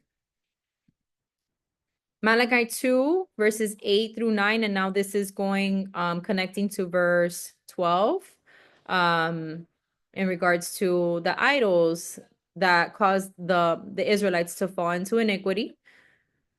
But you have departed from the way. You have caused many to stumble at the law. You have corrupted the covenant of Levi, says the Adon of hosts. Therefore, I also have made you contemptible and base before all the people, because you have not kept my ways, but have shown partiality to the law. So again, we see and I think one of the slides, I think maybe the next slide will show it, how the sons of Zadok, the Zadokites, they are the ones who remain steadfast. They were Zadok was the priest, the son of Eleazar, who was faithful to David, to King David during King David's reign.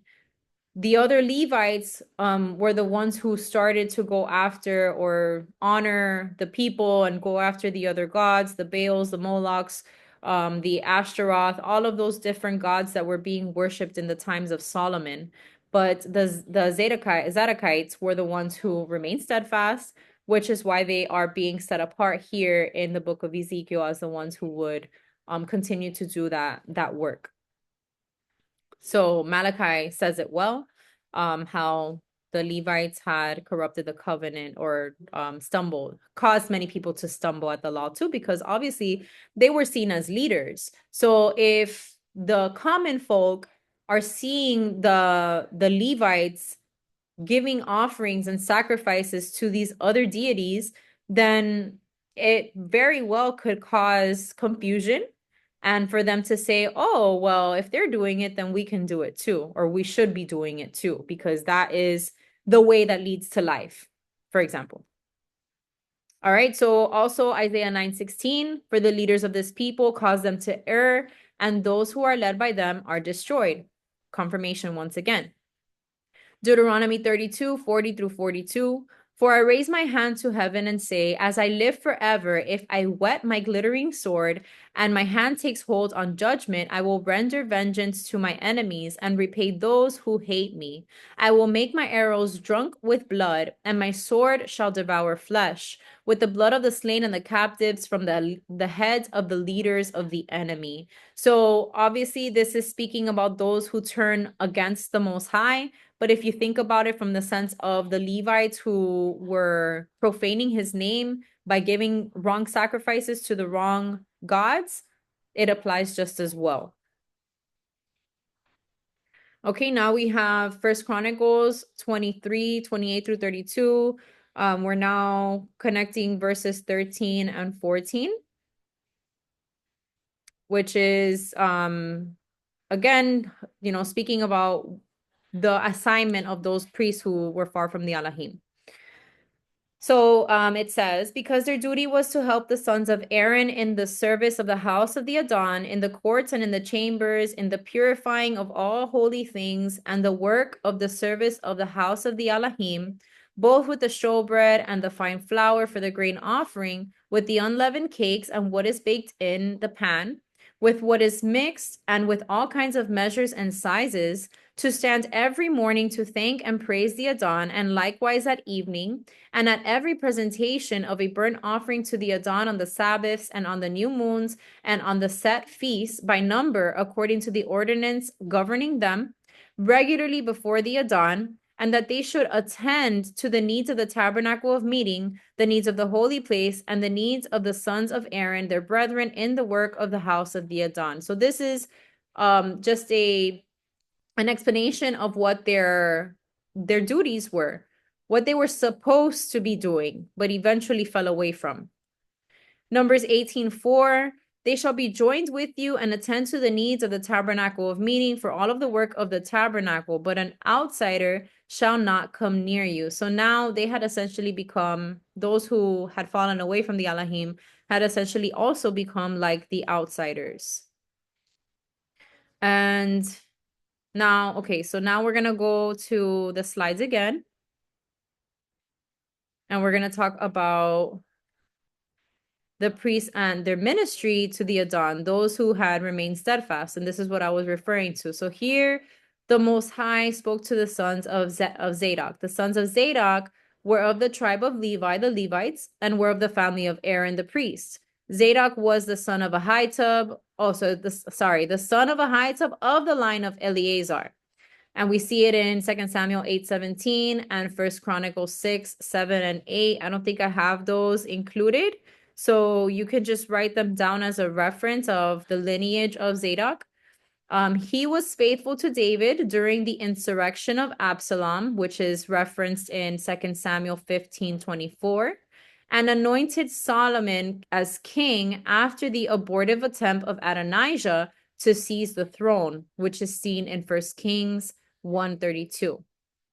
Seen in light of the new covenant, there is a spiritual application of this. Every believer is priest unto the Elohim. Again, referencing 1 Peter 2:5 and verse 9, Revelation 1:6, and Revelation 5:10. This charge to the sons of Zadok emphasizes the principle that believers in general, and the Most High servants in particular, have their first service to the Most High himself. So we're going to read the comparisons, the scriptures, and really get into that part now. Okay. So first we have Ezekiel 48:11. And it says, and it shall be for the priests of the sons of Zadok who are sanctified, who have kept my charge, who did not go astray when the children of Israel went astray, as the Levites went astray. So again, we see the distinction between the Zadok priests that are Levites, as well as and between them and the Levites that went astray. Deuteronomy 10:8, it says, at that time, the Adon separated the tribe of Levi to bear the ark of the covenant of the Adon, to stand before the Most High, to minister to him, and to bless in his name to this day. So the tribe of Levi was meant to bear the ark of the covenant, which held the stone tablets, and minister before him to bless his name day after day. 1 Samuel 2:35, then I will raise up for myself a faithful priest who shall do according to what is in my heart and in my mind.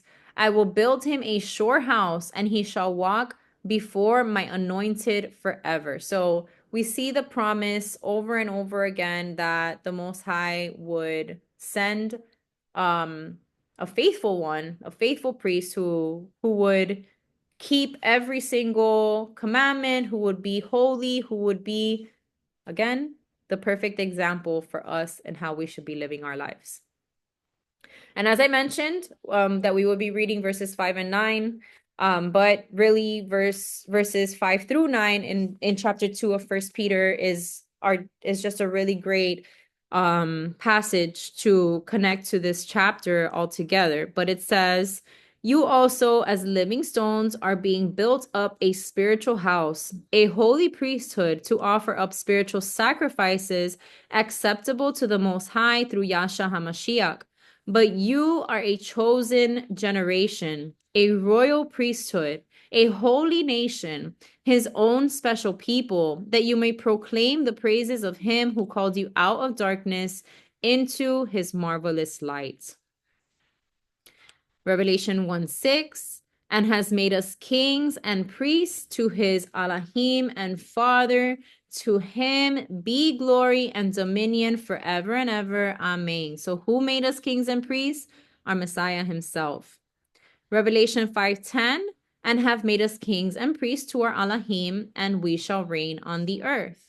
So this is speaking to, once again, a certain amount of people, right? A remnant, if you will, that has continued to consecrate themselves and run that marathon to stay true to him and honor him in all his ways.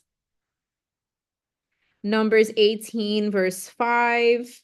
Let's see, where do I have it written? Okay, so we're actually still here now in verse 16. So just if you are trying to follow along where to put the scripture connections, if you're writing them down.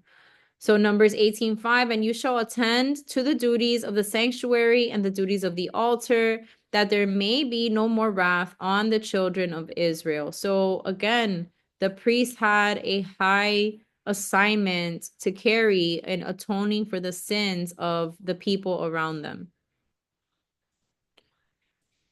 Revelation 19:8. So now I'm going to go back to the slides again,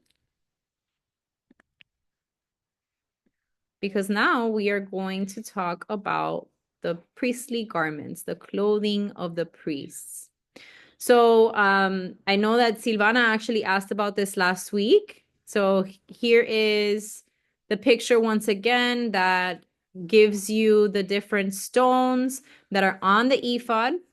This is the breastplate of the priest, the high priest, and each stone represents each tribe, each of the sons of Judah, and their and I imagine as well the gates of New Jerusalem. So I would say probably that each of the tribe, I mean each of the gates will probably have the stone maybe set at the top of each gate so that it's distinguished, it's identifiable, the difference of which, which tribe is at which gate.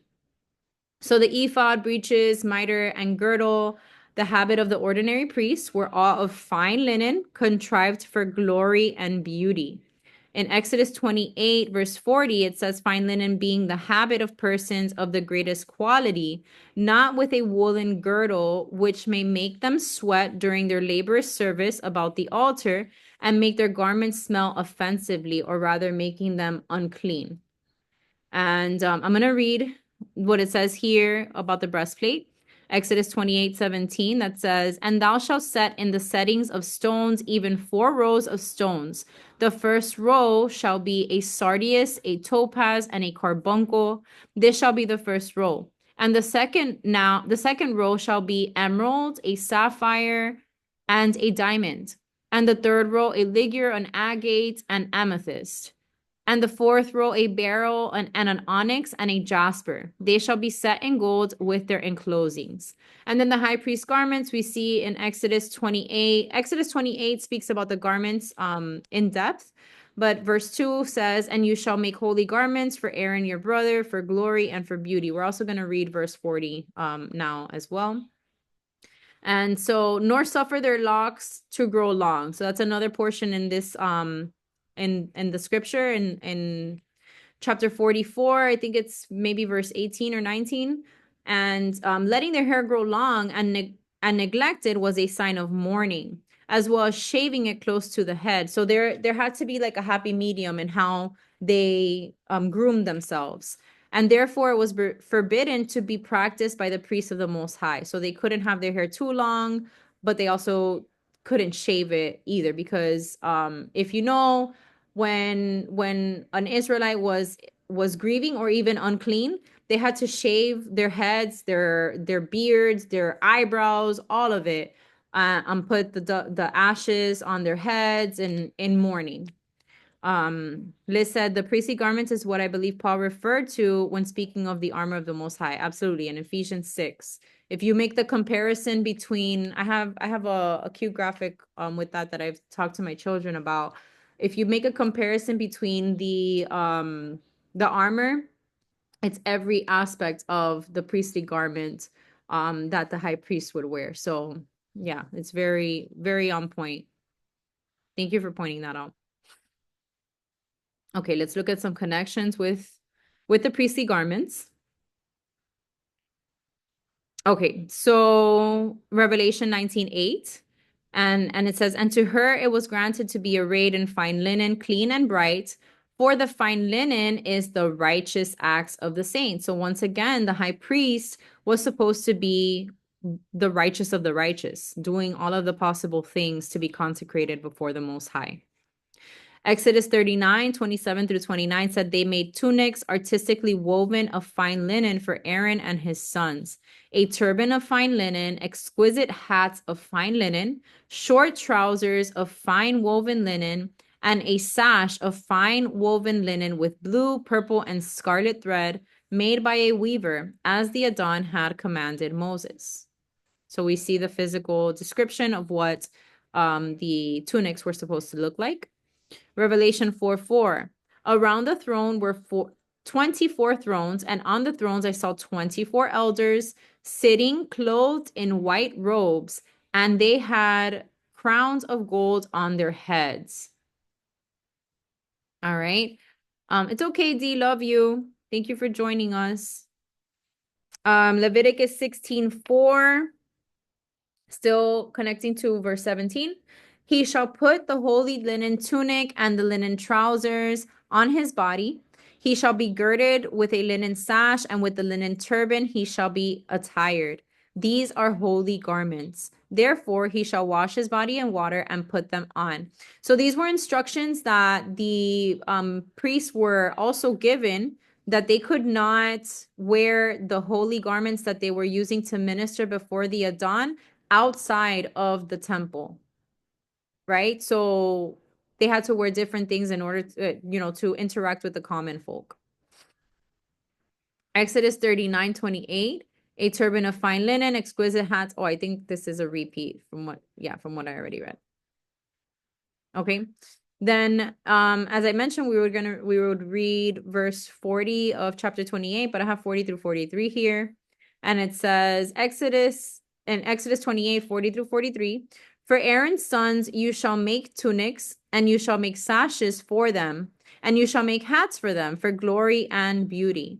So you shall put them on Aaron your brother and on his sons with him. You shall anoint them, consecrate them, and sanctify them, that they may minister to me as priests. And you shall make for them linen trousers to cover their nakedness. They shall reach from the waist to the thighs.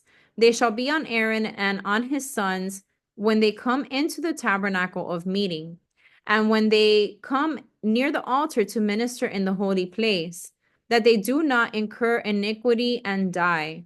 It shall be a statute forever to him and his descendants after him. So very, very descriptive here of the undergarments as well that they needed to wear to enter into the Holy of Holies. Leviticus 6:27, everyone who touches its flesh must be holy, and when its blood is sprinkled on any garment, you shall wash that on which it is sprinkled in a holy place. Meaning to say once again that the holy garments that the priest would wear were to remain in the place in which the sacrifices were being made, and washed right there and left right there as well. Leviticus 6:10 through 11. So I also wanted to make a point that Leviticus 4 through 6 also are the chapters that are very descriptive about the sacrifices, the attire that they would wear, and all of the various details regarding the priesthood in the time of Moses and under the Mosaic law. So Leviticus 6:10 through 11 says, and the priest shall put on his linen garment, and his linen trousers he shall put on his body, and take up the ashes of the burnt offering which the fire has consumed on the altar, and he shall put them beside the altar.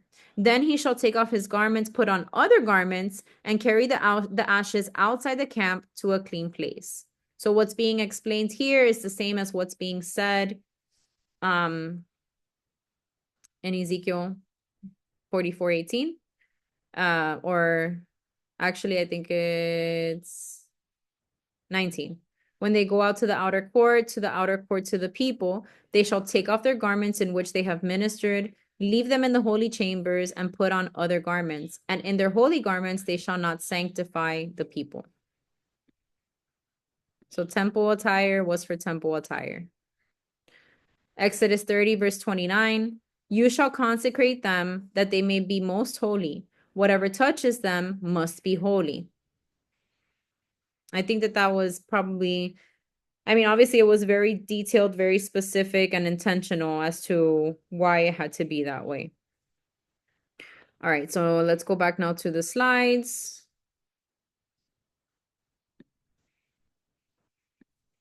We're making our way through this, guys. I hope it's all making sense. All right, so verses 20. Now we're gonna cover, we're kind of gonna take a little bit longer here, verses 20 through 27. So the fundamentals, so it says, and I believe this was verse 20. Let me go back really quick. Hold on.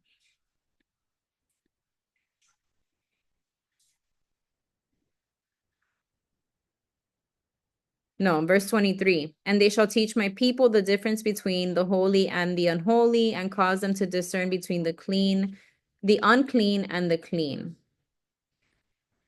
So again, being the example, right? So one of the fundamental duties of the priests of Israel was that they were both by instruction and example to teach Israel the difference between the unclean and the clean. The priests of ancient Israel could also serve as judges or mediators. This was because they were supposed to be well versed in the laws and statutes of the Most High and able to apply them in given situations. The priests were also called to live lives of obedience to the Adon. This was to be true of their appointed meetings for worship, teaching, and sacrifice, and also of his appointed Sabbaths. So we see these little pictures here, the different, I guess, offices or the areas that they were to enter into, the different items that they had access to and would take care of.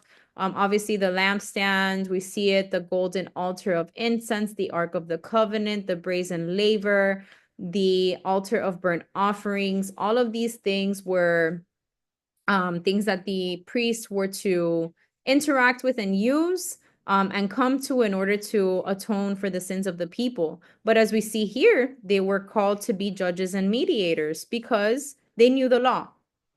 And because they knew the law, they were also to be the example for the people, which makes a lot of sense, definitely makes a lot of sense, and can easily also get taken out of context in today's day and how we're living now among churches.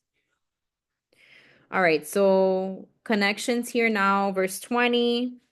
We have Leviticus 21, verse 5. Says, they shall not make any bald place on their heads, nor shall they shave the edges of their beards, nor make any cuttings in their flesh. So this goes back to the previous slide that we spoke of, not allowing their hair to grow too long, but also not shaving it, because that was a practice also of the Egyptians. And this was saying, I love how Deborah later was a judge, meaning she was judging by his Torah just as the priesthood. Amen. Her among the other judges. Number 6:5. All the days of the vow of his separation, no razor shall come upon his head until the days are fulfilled for which he separated himself to the Adon. He shall be holy. Then he shall let the locks of the hair of his head grow. And so I believe, let's see, I'm going to read it again. All the days of the vow of his separation, no razor shall come upon his head. Until the days are fulfilled for which he separated himself to the Adon, he shall be holy. Then he shall let the locks of the hair of his head grow. Is this, let me go back over here. Because this is speaking of, is it the Nazarite vow? I just want to make sure. Yes. So this is the Nazarite vow. So these were those who would abstain from wine, other fermented drink, not drink vinegar from wine, or must not drink grape juice or eat grapes or raisins. And as long as they remain under their Nazarite vow, they must not eat anything that comes from the grapevine, not even the seeds or the skins. So basically, no strong drink, no cutting of the hair, no coming near a dead body during this time of consecration. And we see examples with Samson and Samuel. Neither of those were priests. Samson was a judge and Samuel was a prophet. And also Paul, yes. Paul also took the Nazarite vow. and was very vocal about it. Deuteronomy 14:1. It says, "You are the children of the Adon your Elohim. You shall not cut yourselves nor shave the front of your head for the dead." 1 Corinthians 11:14. "Does not even nature itself teach you that if a man has long hair, it is a dishonor to him?" And we see that the contrast is how the word also speaks about the woman's hair being her covering, how the woman should also not have short hair because it is something to be beheld and beautiful on her. Leviticus 10:9 says, "Do not drink wine or intoxicating drink, you nor your sons with you, when you go into the tabernacle of meeting, lest you die. It shall be a statute forever throughout your generations." No pixie cuts. Yeah, I guess erring on the side of caution, perhaps not. Luke 1:15, "For he will be great in the sight of the Adon, and shall drink neither wine nor strong drink. He will also be filled with the Holy Spirit, even from his mother's womb." And this is speaking of our Messiah himself. Leviticus 21:7 and 13 through 14. "They shall not take a wife who is a harlot or a defiled woman, nor shall they take a woman divorced from her husband, for the priest is holy to his Elohim. And he shall take a wife in her virginity. A widow or a divorced woman or a defiled woman or a harlot, these he shall not marry, but he shall take a virgin of his own people as wife." And this is speaking of who the Levites were to marry, the priests were to marry. And if you think about it, even in the parable of the wise and foolish virgins, those are the wise ones are virgins who have remained clean and ready with oil in their lamps, awaiting their bridegroom. And it's a metaphor, it's a foreshadowing of our Messiah returning to a clean bride who has been prepared um, and made ready for him. They said, you know what I'm thinking? There will definitely be marriage and procreation then in the millennial reign. I've thought about that too. I've thought about that too, and I think it's highly possible that yes, I mean, and I believe that there's also going to be wickedness still. I think that the world itself is going to continue to function because there's going to be people that are still denying him altogether. Yeah, I think so. All right, we have also, oh wait, which is why Hasatan is loosened at the end to test. Yes, exactly. Exactly. Agreed. Agreed. All right, first Timothy 3:2-5 and 11 through 12. "A bishop then must be blameless, the husband of one wife, temperate, sober-minded, of good behavior, hospitable, able to teach, not given to wine, not violent, not greedy for money, but gentle, not quarrelsome, nor covetous, one who rules his own house well, having his children in submission with all reverence. For if a man does not know how to rule his own house, how will he take care of the church of the Elohim? Likewise, their wives must be reverent, not slanderers, temperate, faithful in all things. Let deacons be the husband of one wife, ruling their children and their own houses well." So marriage problems ends once we go on to eternity. Yeah, yeah, exactly. It's all I guess you could say speculative at this point, but with interpretation and these connections in the scriptures, it makes a lot of sense. But ultimately, this is included here again to reiterate how in the new covenant, these are the expectations of the priesthood and of their wives, held to a higher standard, right? Deuteronomy 24, verses 1 through 4. "When a man takes a wife and marries her, and it happens that she finds no favor in his eyes because he has found some uncleanness in her, and he writes her a certificate of divorce, puts it in her hand, and sends her out of his house, when she has departed from his house and goes and becomes another man's wife, if the latter husband detests her and writes her a certificate of divorce, puts it in her hand, and sends her out of his house, or if the latter husband dies who took her as his wife, Then her former husband, who divorced her, must not take her back to be his wife after she has been defiled. For that is an abomination before the Adon, and you shall not bring sin on the land which the Adon, your Elohim, is giving you as an inheritance. So I have this connecting to verse 22 as well, just the sanctification of marriage. And we know obviously that this is speaking of a man finding uncleanness in her and finding no favor in his eyes for his wife. There were a little bit more details in the new covenant by Messiah speaking about adultery as it related to marriage. So there's a reason for or a justification for divorce in certain cases. Revelation 19, 6 through 8 says, And I heard as it were the voice of a great multitude, as the sound of many waters, and as the sound of mighty thundering, saying, Alleluia. For the Adon Elohim omnipotent reigns. Let us be glad and rejoice and give him glory, for the marriage of the Lamb has come, and his wife has made herself ready. Speaking of the virgin. And to her it was granted to be arrayed in fine linen, clean and bright, for the fine linen is the righteous acts of the saints. Ephesians 2:10, for we are his workmanship created in Yahshua HaMashiach for good works, which the Elohim prepared beforehand that we should walk in them. Philippians 2:12 through 13, therefore, my beloved, as you have always obeyed, not as in my presence only, but how much more in my absence, work out your soul salvation with fear and trembling. For it is the Elohim who works in you both to will and to do for his good pleasure. So he guides us in all things as we continue to surrender and consecrate ourselves before him. Leviticus 10 through 11. Now this is going into the distinguishment between what is clean and what is unclean in verse 23. That you may distinguish between holy and unholy, and between unclean and clean, and that you may teach the children of Israel all the statutes which the Adon has spoken to them by the hand of Moses. And then Hosea 4:6, my people are destroyed for lack of knowledge. Because you have rejected knowledge, I also will reject you from being priest for me.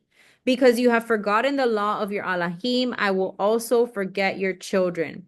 So I believe, of course, this is speaking to those who have the knowledge of the truth and are choosing to intentionally reject it. It's a very slippery slope to be on, and we must be very careful with that as well. Malachi 2:6 through 9 says, the law of the truth was in his mouth, and injustice was not found on his lips. He walked with me in peace and equity, and turned many away from iniquity. For the lips of a priest should keep knowledge, and people should seek the law from his mouth. For he is the messenger of the Adon of hosts. But you have departed from the way. You have caused many to stumble at the law. You have corrupted the covenant of Levi, says the Adon of hosts. Therefore, I have also made you contemptible and base before all the people, because you have not kept my ways, but have shown partiality to the law. I know I already read a portion of this, but I feel like it's key here as well, just continuing in the same reiteration of how the priesthood should be walking as Messiah himself walked and will walk in the future. Deuteronomy 33:10, they shall teach Jacob your judgments and Israel your law. They shall put incense before you and a whole burnt sacrifice on your altar. And this is again speaking of the priests and what their assignment and responsibility would be. All right, now connecting with verse 24 about them keeping the laws, statutes, all the appointed meetings, and they shall hallow the Sabbath. So we have Nehemiah 8, verses 1 through 8. Yes, the Moedim. And it says, now all the people gathered together as one man in the open square that was in front of the water gate. And they told Ezra the scribe to bring the book of the law of Moses, which the Adon had commanded Israel.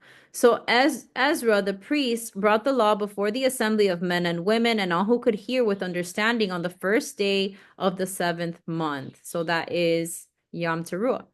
Then he read from it in the open square that was in front of the water gate from morning until midday, before the men and women and those who could understand.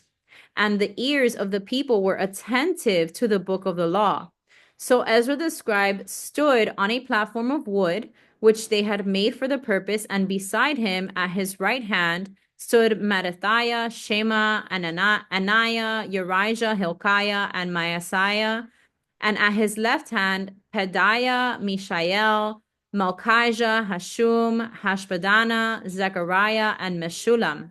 And Ezra opened the book in the sight of all the people, for he was standing above all the people. And when he opened it, all the people stood up. And Ezra blessed the Adon, the great Elohim. Then all the people answered, Amen, Amen, while lifting up their hands. And they bowed their heads and worshipped the Adon with their faces to the ground. Also Jeshua, Benai, Sherebiah, Jamin, Akub, Shabbathai, Hodijah, Maaseiah, Kelita, Azariah, Jozobad, Hanan, Peliah, and the Levites helped the people to understand the law. And the people stood in their place. So they read distinctly from the book in the law of the Elohim, and they gave the sense and helped them to understand the reading. And the beautiful part is that you continue to read this chapter 8 of Nehemiah, that they go and they begin to keep the Moedim. They begin to keep his appointed times after grieving a little bit, of course, because they're like, wow, like, we can't believe that we didn't know that we were supposed to be doing this. But it's beautiful to see the redemption. And as Liz has mentioned before, and I believe it as well, we are most definitely living in the times of Nehemiah once again, going back to the law, and even feeling that grief of like, wow, why were we living the other way before? But he's so gracious and he's so wonderful and merciful that he keeps on calling deep unto deep, calling us unto himself, and leading us onto those still waters to live for him. So verse 25, they shall not defile themselves by coming near a dead person. So let's talk about that now. We have Leviticus 21, 1 through 6, and it says, And the Adon said to Moses, Speak to the priests, the sons of Aaron, and say to them, None shall defile himself for the dead among his people, except for his relatives who are nearest to him, his mother, his father, his son, his daughter, and his brother, also his virgin sister who is near to him, who has no husband. For her he may defile himself.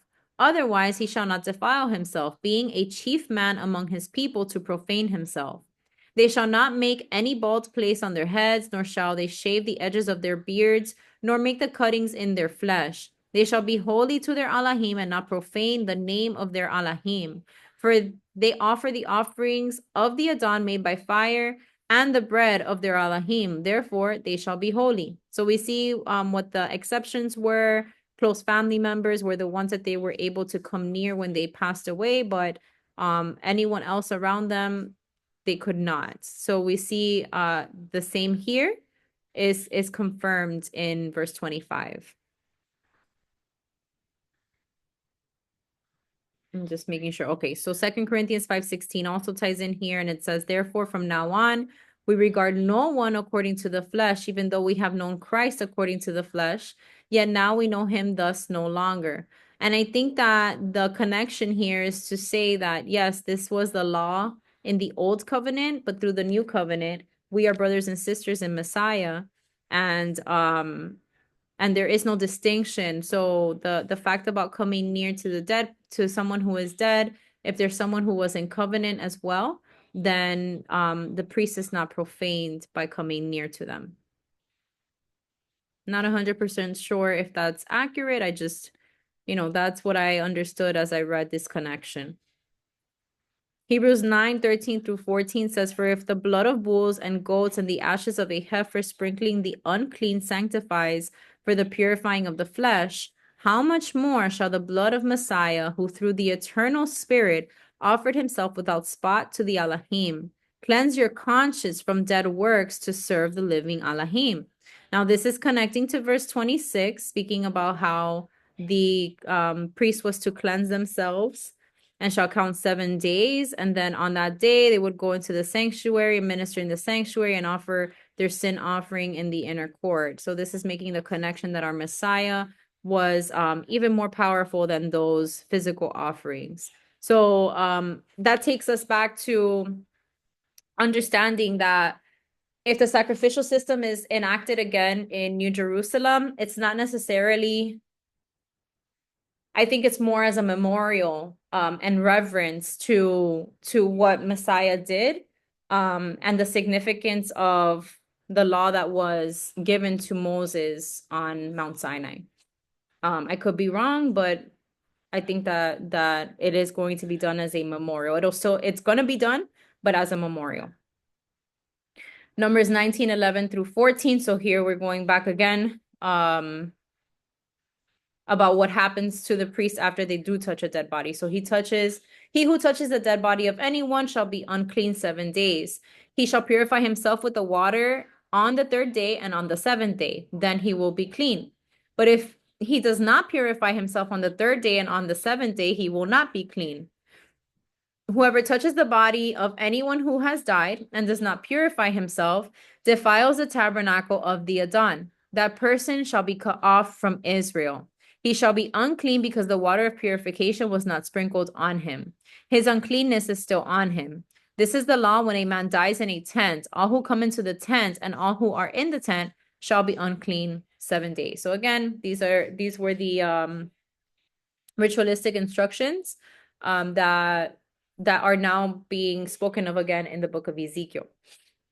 Hebrews 7, 26 through 28. For such a high priest was fitting for us, who is holy, harmless, undefiled, separate from sinners, and has become higher than the heavens, who does not need daily, as those high priests, to offer up sacrifices for his own sins and then for the people's. For this he did once and for all when he offered up himself.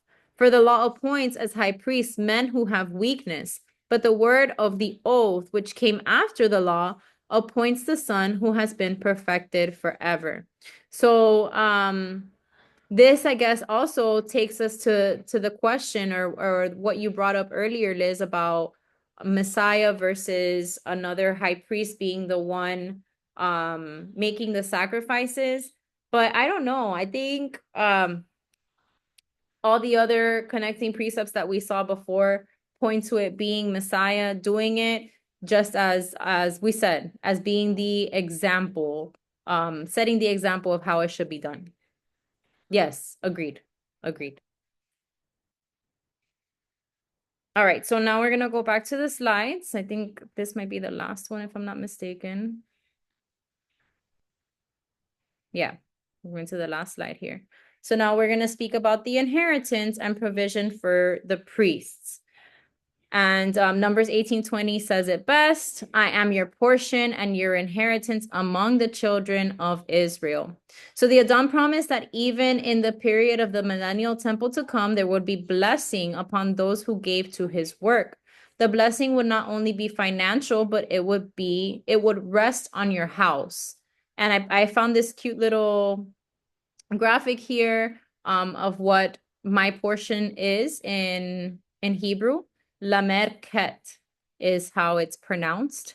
And this principle was true in the days when the priesthood was established by Moses and would also be true in the days of Ezekiel's temple or in the future temple. They would have no true inheritance in the land of Israel. The Most High himself would be their inheritance, which I believe is meaning they're always perpetually going to be in his presence, which is beautiful. It's beautiful and it's a great promise to stand on and to look forward to. Okay, so last few connections here. Well, we still have a good amount. Joshua 13:33, but to the tribe of Levi, Moses had given no inheritance. The Adon Alahim of Israel was their inheritance, as he had said to them, which is what we read in that Numbers scripture.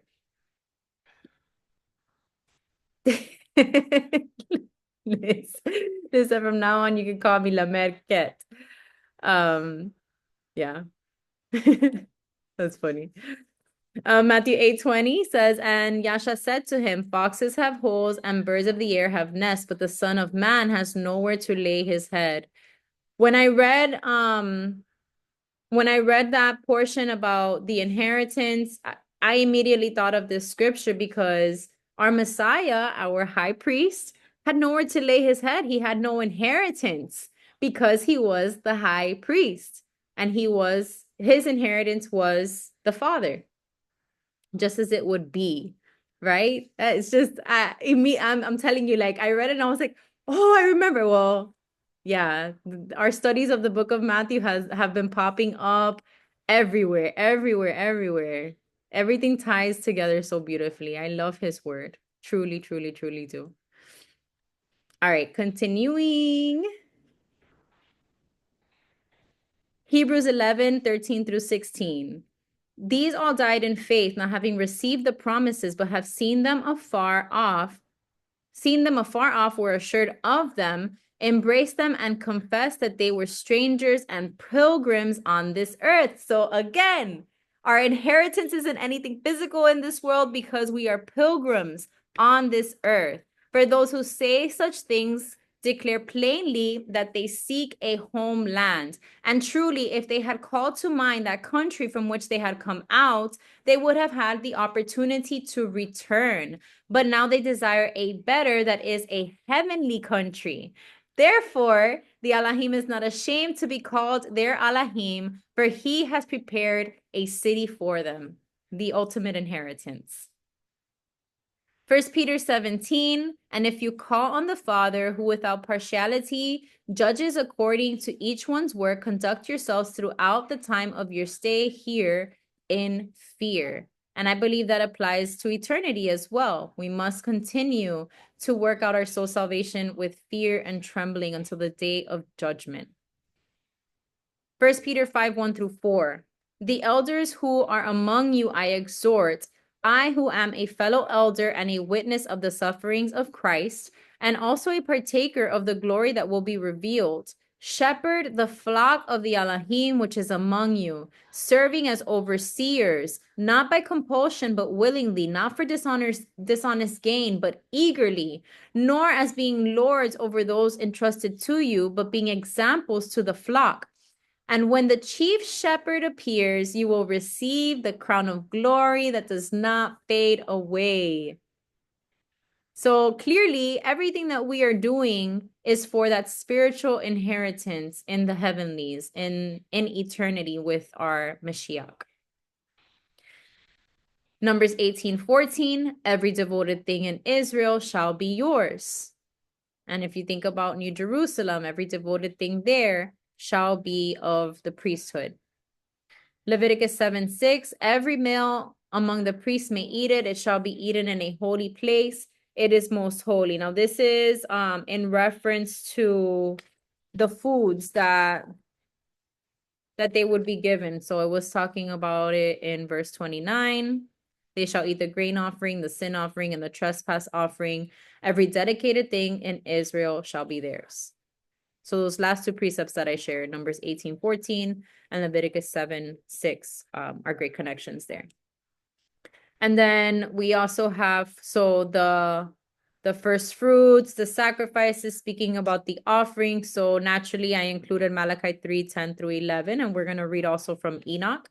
And it says, bring all the tithes into the storehouse, that there may be food in my house. And try me now in this, says the Adon of hosts, if I will not open for you the windows of heaven and pour out for you such blessing that there will not be room enough to receive it. And I will rebuke the devourer for your sakes, so that he will not destroy the fruit of your ground, nor shall the vine fail to bear fruit for you in the field, says the Adon of hosts. And I believe that this is the law of reciprocity here, because in us bringing our offerings, sharing in with one another, that is the epitome of bearing with one another in love and doing the things that he has called us to do.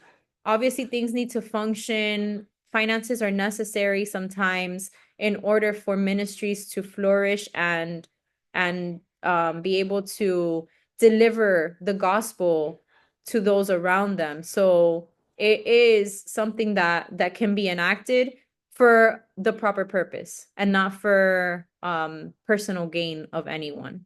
So we also have Enoch 10:11 through 22. I'm going to read it starting in 11. So that each one of them will live 500 years. And the Adon sent to Michael, go, bind Semyaza and his associates who have united themselves with women so as to have defiled themselves with them in all their uncleanness. And when their sons have slain one another, and they have seen the destruction of their beloved ones, bind them fast for 70 generations in the valleys of the earth till the day of their judgment and of their consummation till the judgment that is forever and ever is consummated.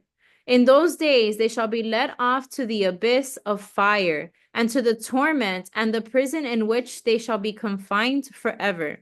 And whosoever shall be condemned and destroyed will from thenceforth be bound together with them to the end of all generations, and destroy all the spirits of the reprobate and the children of the watchers, because they have wronged mankind. Destroy all wrong from the face of the earth, and let every evil work come to an end. And let the plant of righteousness and truth appear, and it shall prove a blessing. The works of righteousness and truth shall be planted in truth and joy forevermore.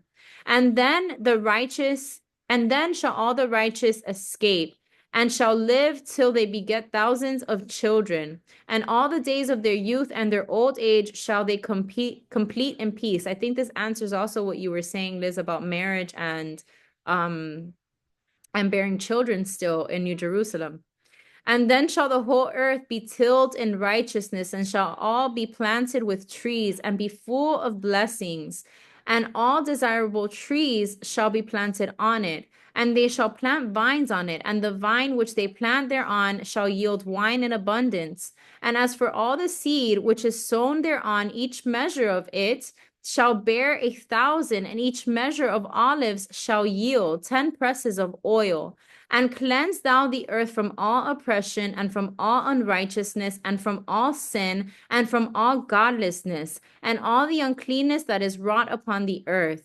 Destroy from off the earth. And all the children of men shall become righteous, and all nations shall offer adoration and shall praise me, and all shall worship me. And the earth shall be cleansed from all defilement, and from all sin, and from all punishment, and from all torment, and I will never again send them upon it from generation to generation and forever.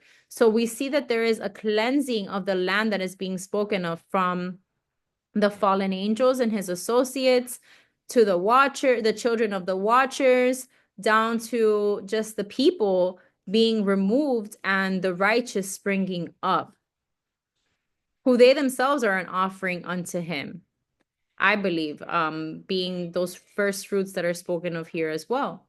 So we see now Proverbs 3:9 through 10. Honor the Adon with your possessions and the first fruits of all your increase, so your barns will be filled with plenty and your vats will overflow with new wine. And we're seeing that here in this summary portion here in Enoch, that everything will produce and be full of blessings. As we continue to honor him, he will provide for us. Yes. Yes, I definitely should. Okay, next, just a couple more verses here. Leviticus 22:18, so or 22:8 rather. So this is now just the last thing. Connecting to verse 31, the priest shall not eat anything, bird or beast, that died naturally or was torn by wild beasts. Whatever dies naturally or is torn by beasts, he shall not eat to defile himself with it. I am the Adon. Quoting straight from Leviticus. Exodus 22:31. And you shall be holy men to me. You shall not eat meat torn by beasts in the field. You shall throw it to the dogs. And lastly, Deuteronomy 14:21. You shall not eat anything that dies of itself. You may give it to the alien who is within your gates, that he may eat it, or you may sell it to a foreigner, for you are a holy people to the Adon your Elohim. You shall not boil a young goat in its mother's milk. So here we're seeing a confirmation once again of the food laws, of making sure that your temple is pure before the Adon in all ways, physically, spiritually, all of it. And that is the last connection that I have. That is the end of this study tonight, which, man, I cannot believe, well, I can believe that we did go in almost 2 hours once again, in very much detail of the priesthood, but really it's what I wanted to convey here tonight and make clear is that we are called to be his royal priesthood. We are called to be consecrated and sanctified before him. Now, again, as I've said throughout the study tonight, I believe that it is very possible as we continue to go through the pruning, the stretching, the molding, that things will come up. And it's very important for us to soul search and do what we need to do to stay connected to the vine and to allow him to peel back those layers so that they don't come and rise up again. Uprooting everything that is not of him, removing all of the tares from the wheat within us as well. I pray, as always, that this study was of edification for you and that it would promote change and transformation and renewing of your mind. We will see you again next week. We have 2 more portions to go, Abba willing, and we will have completed this beautiful book of Ezekiel. Shalom.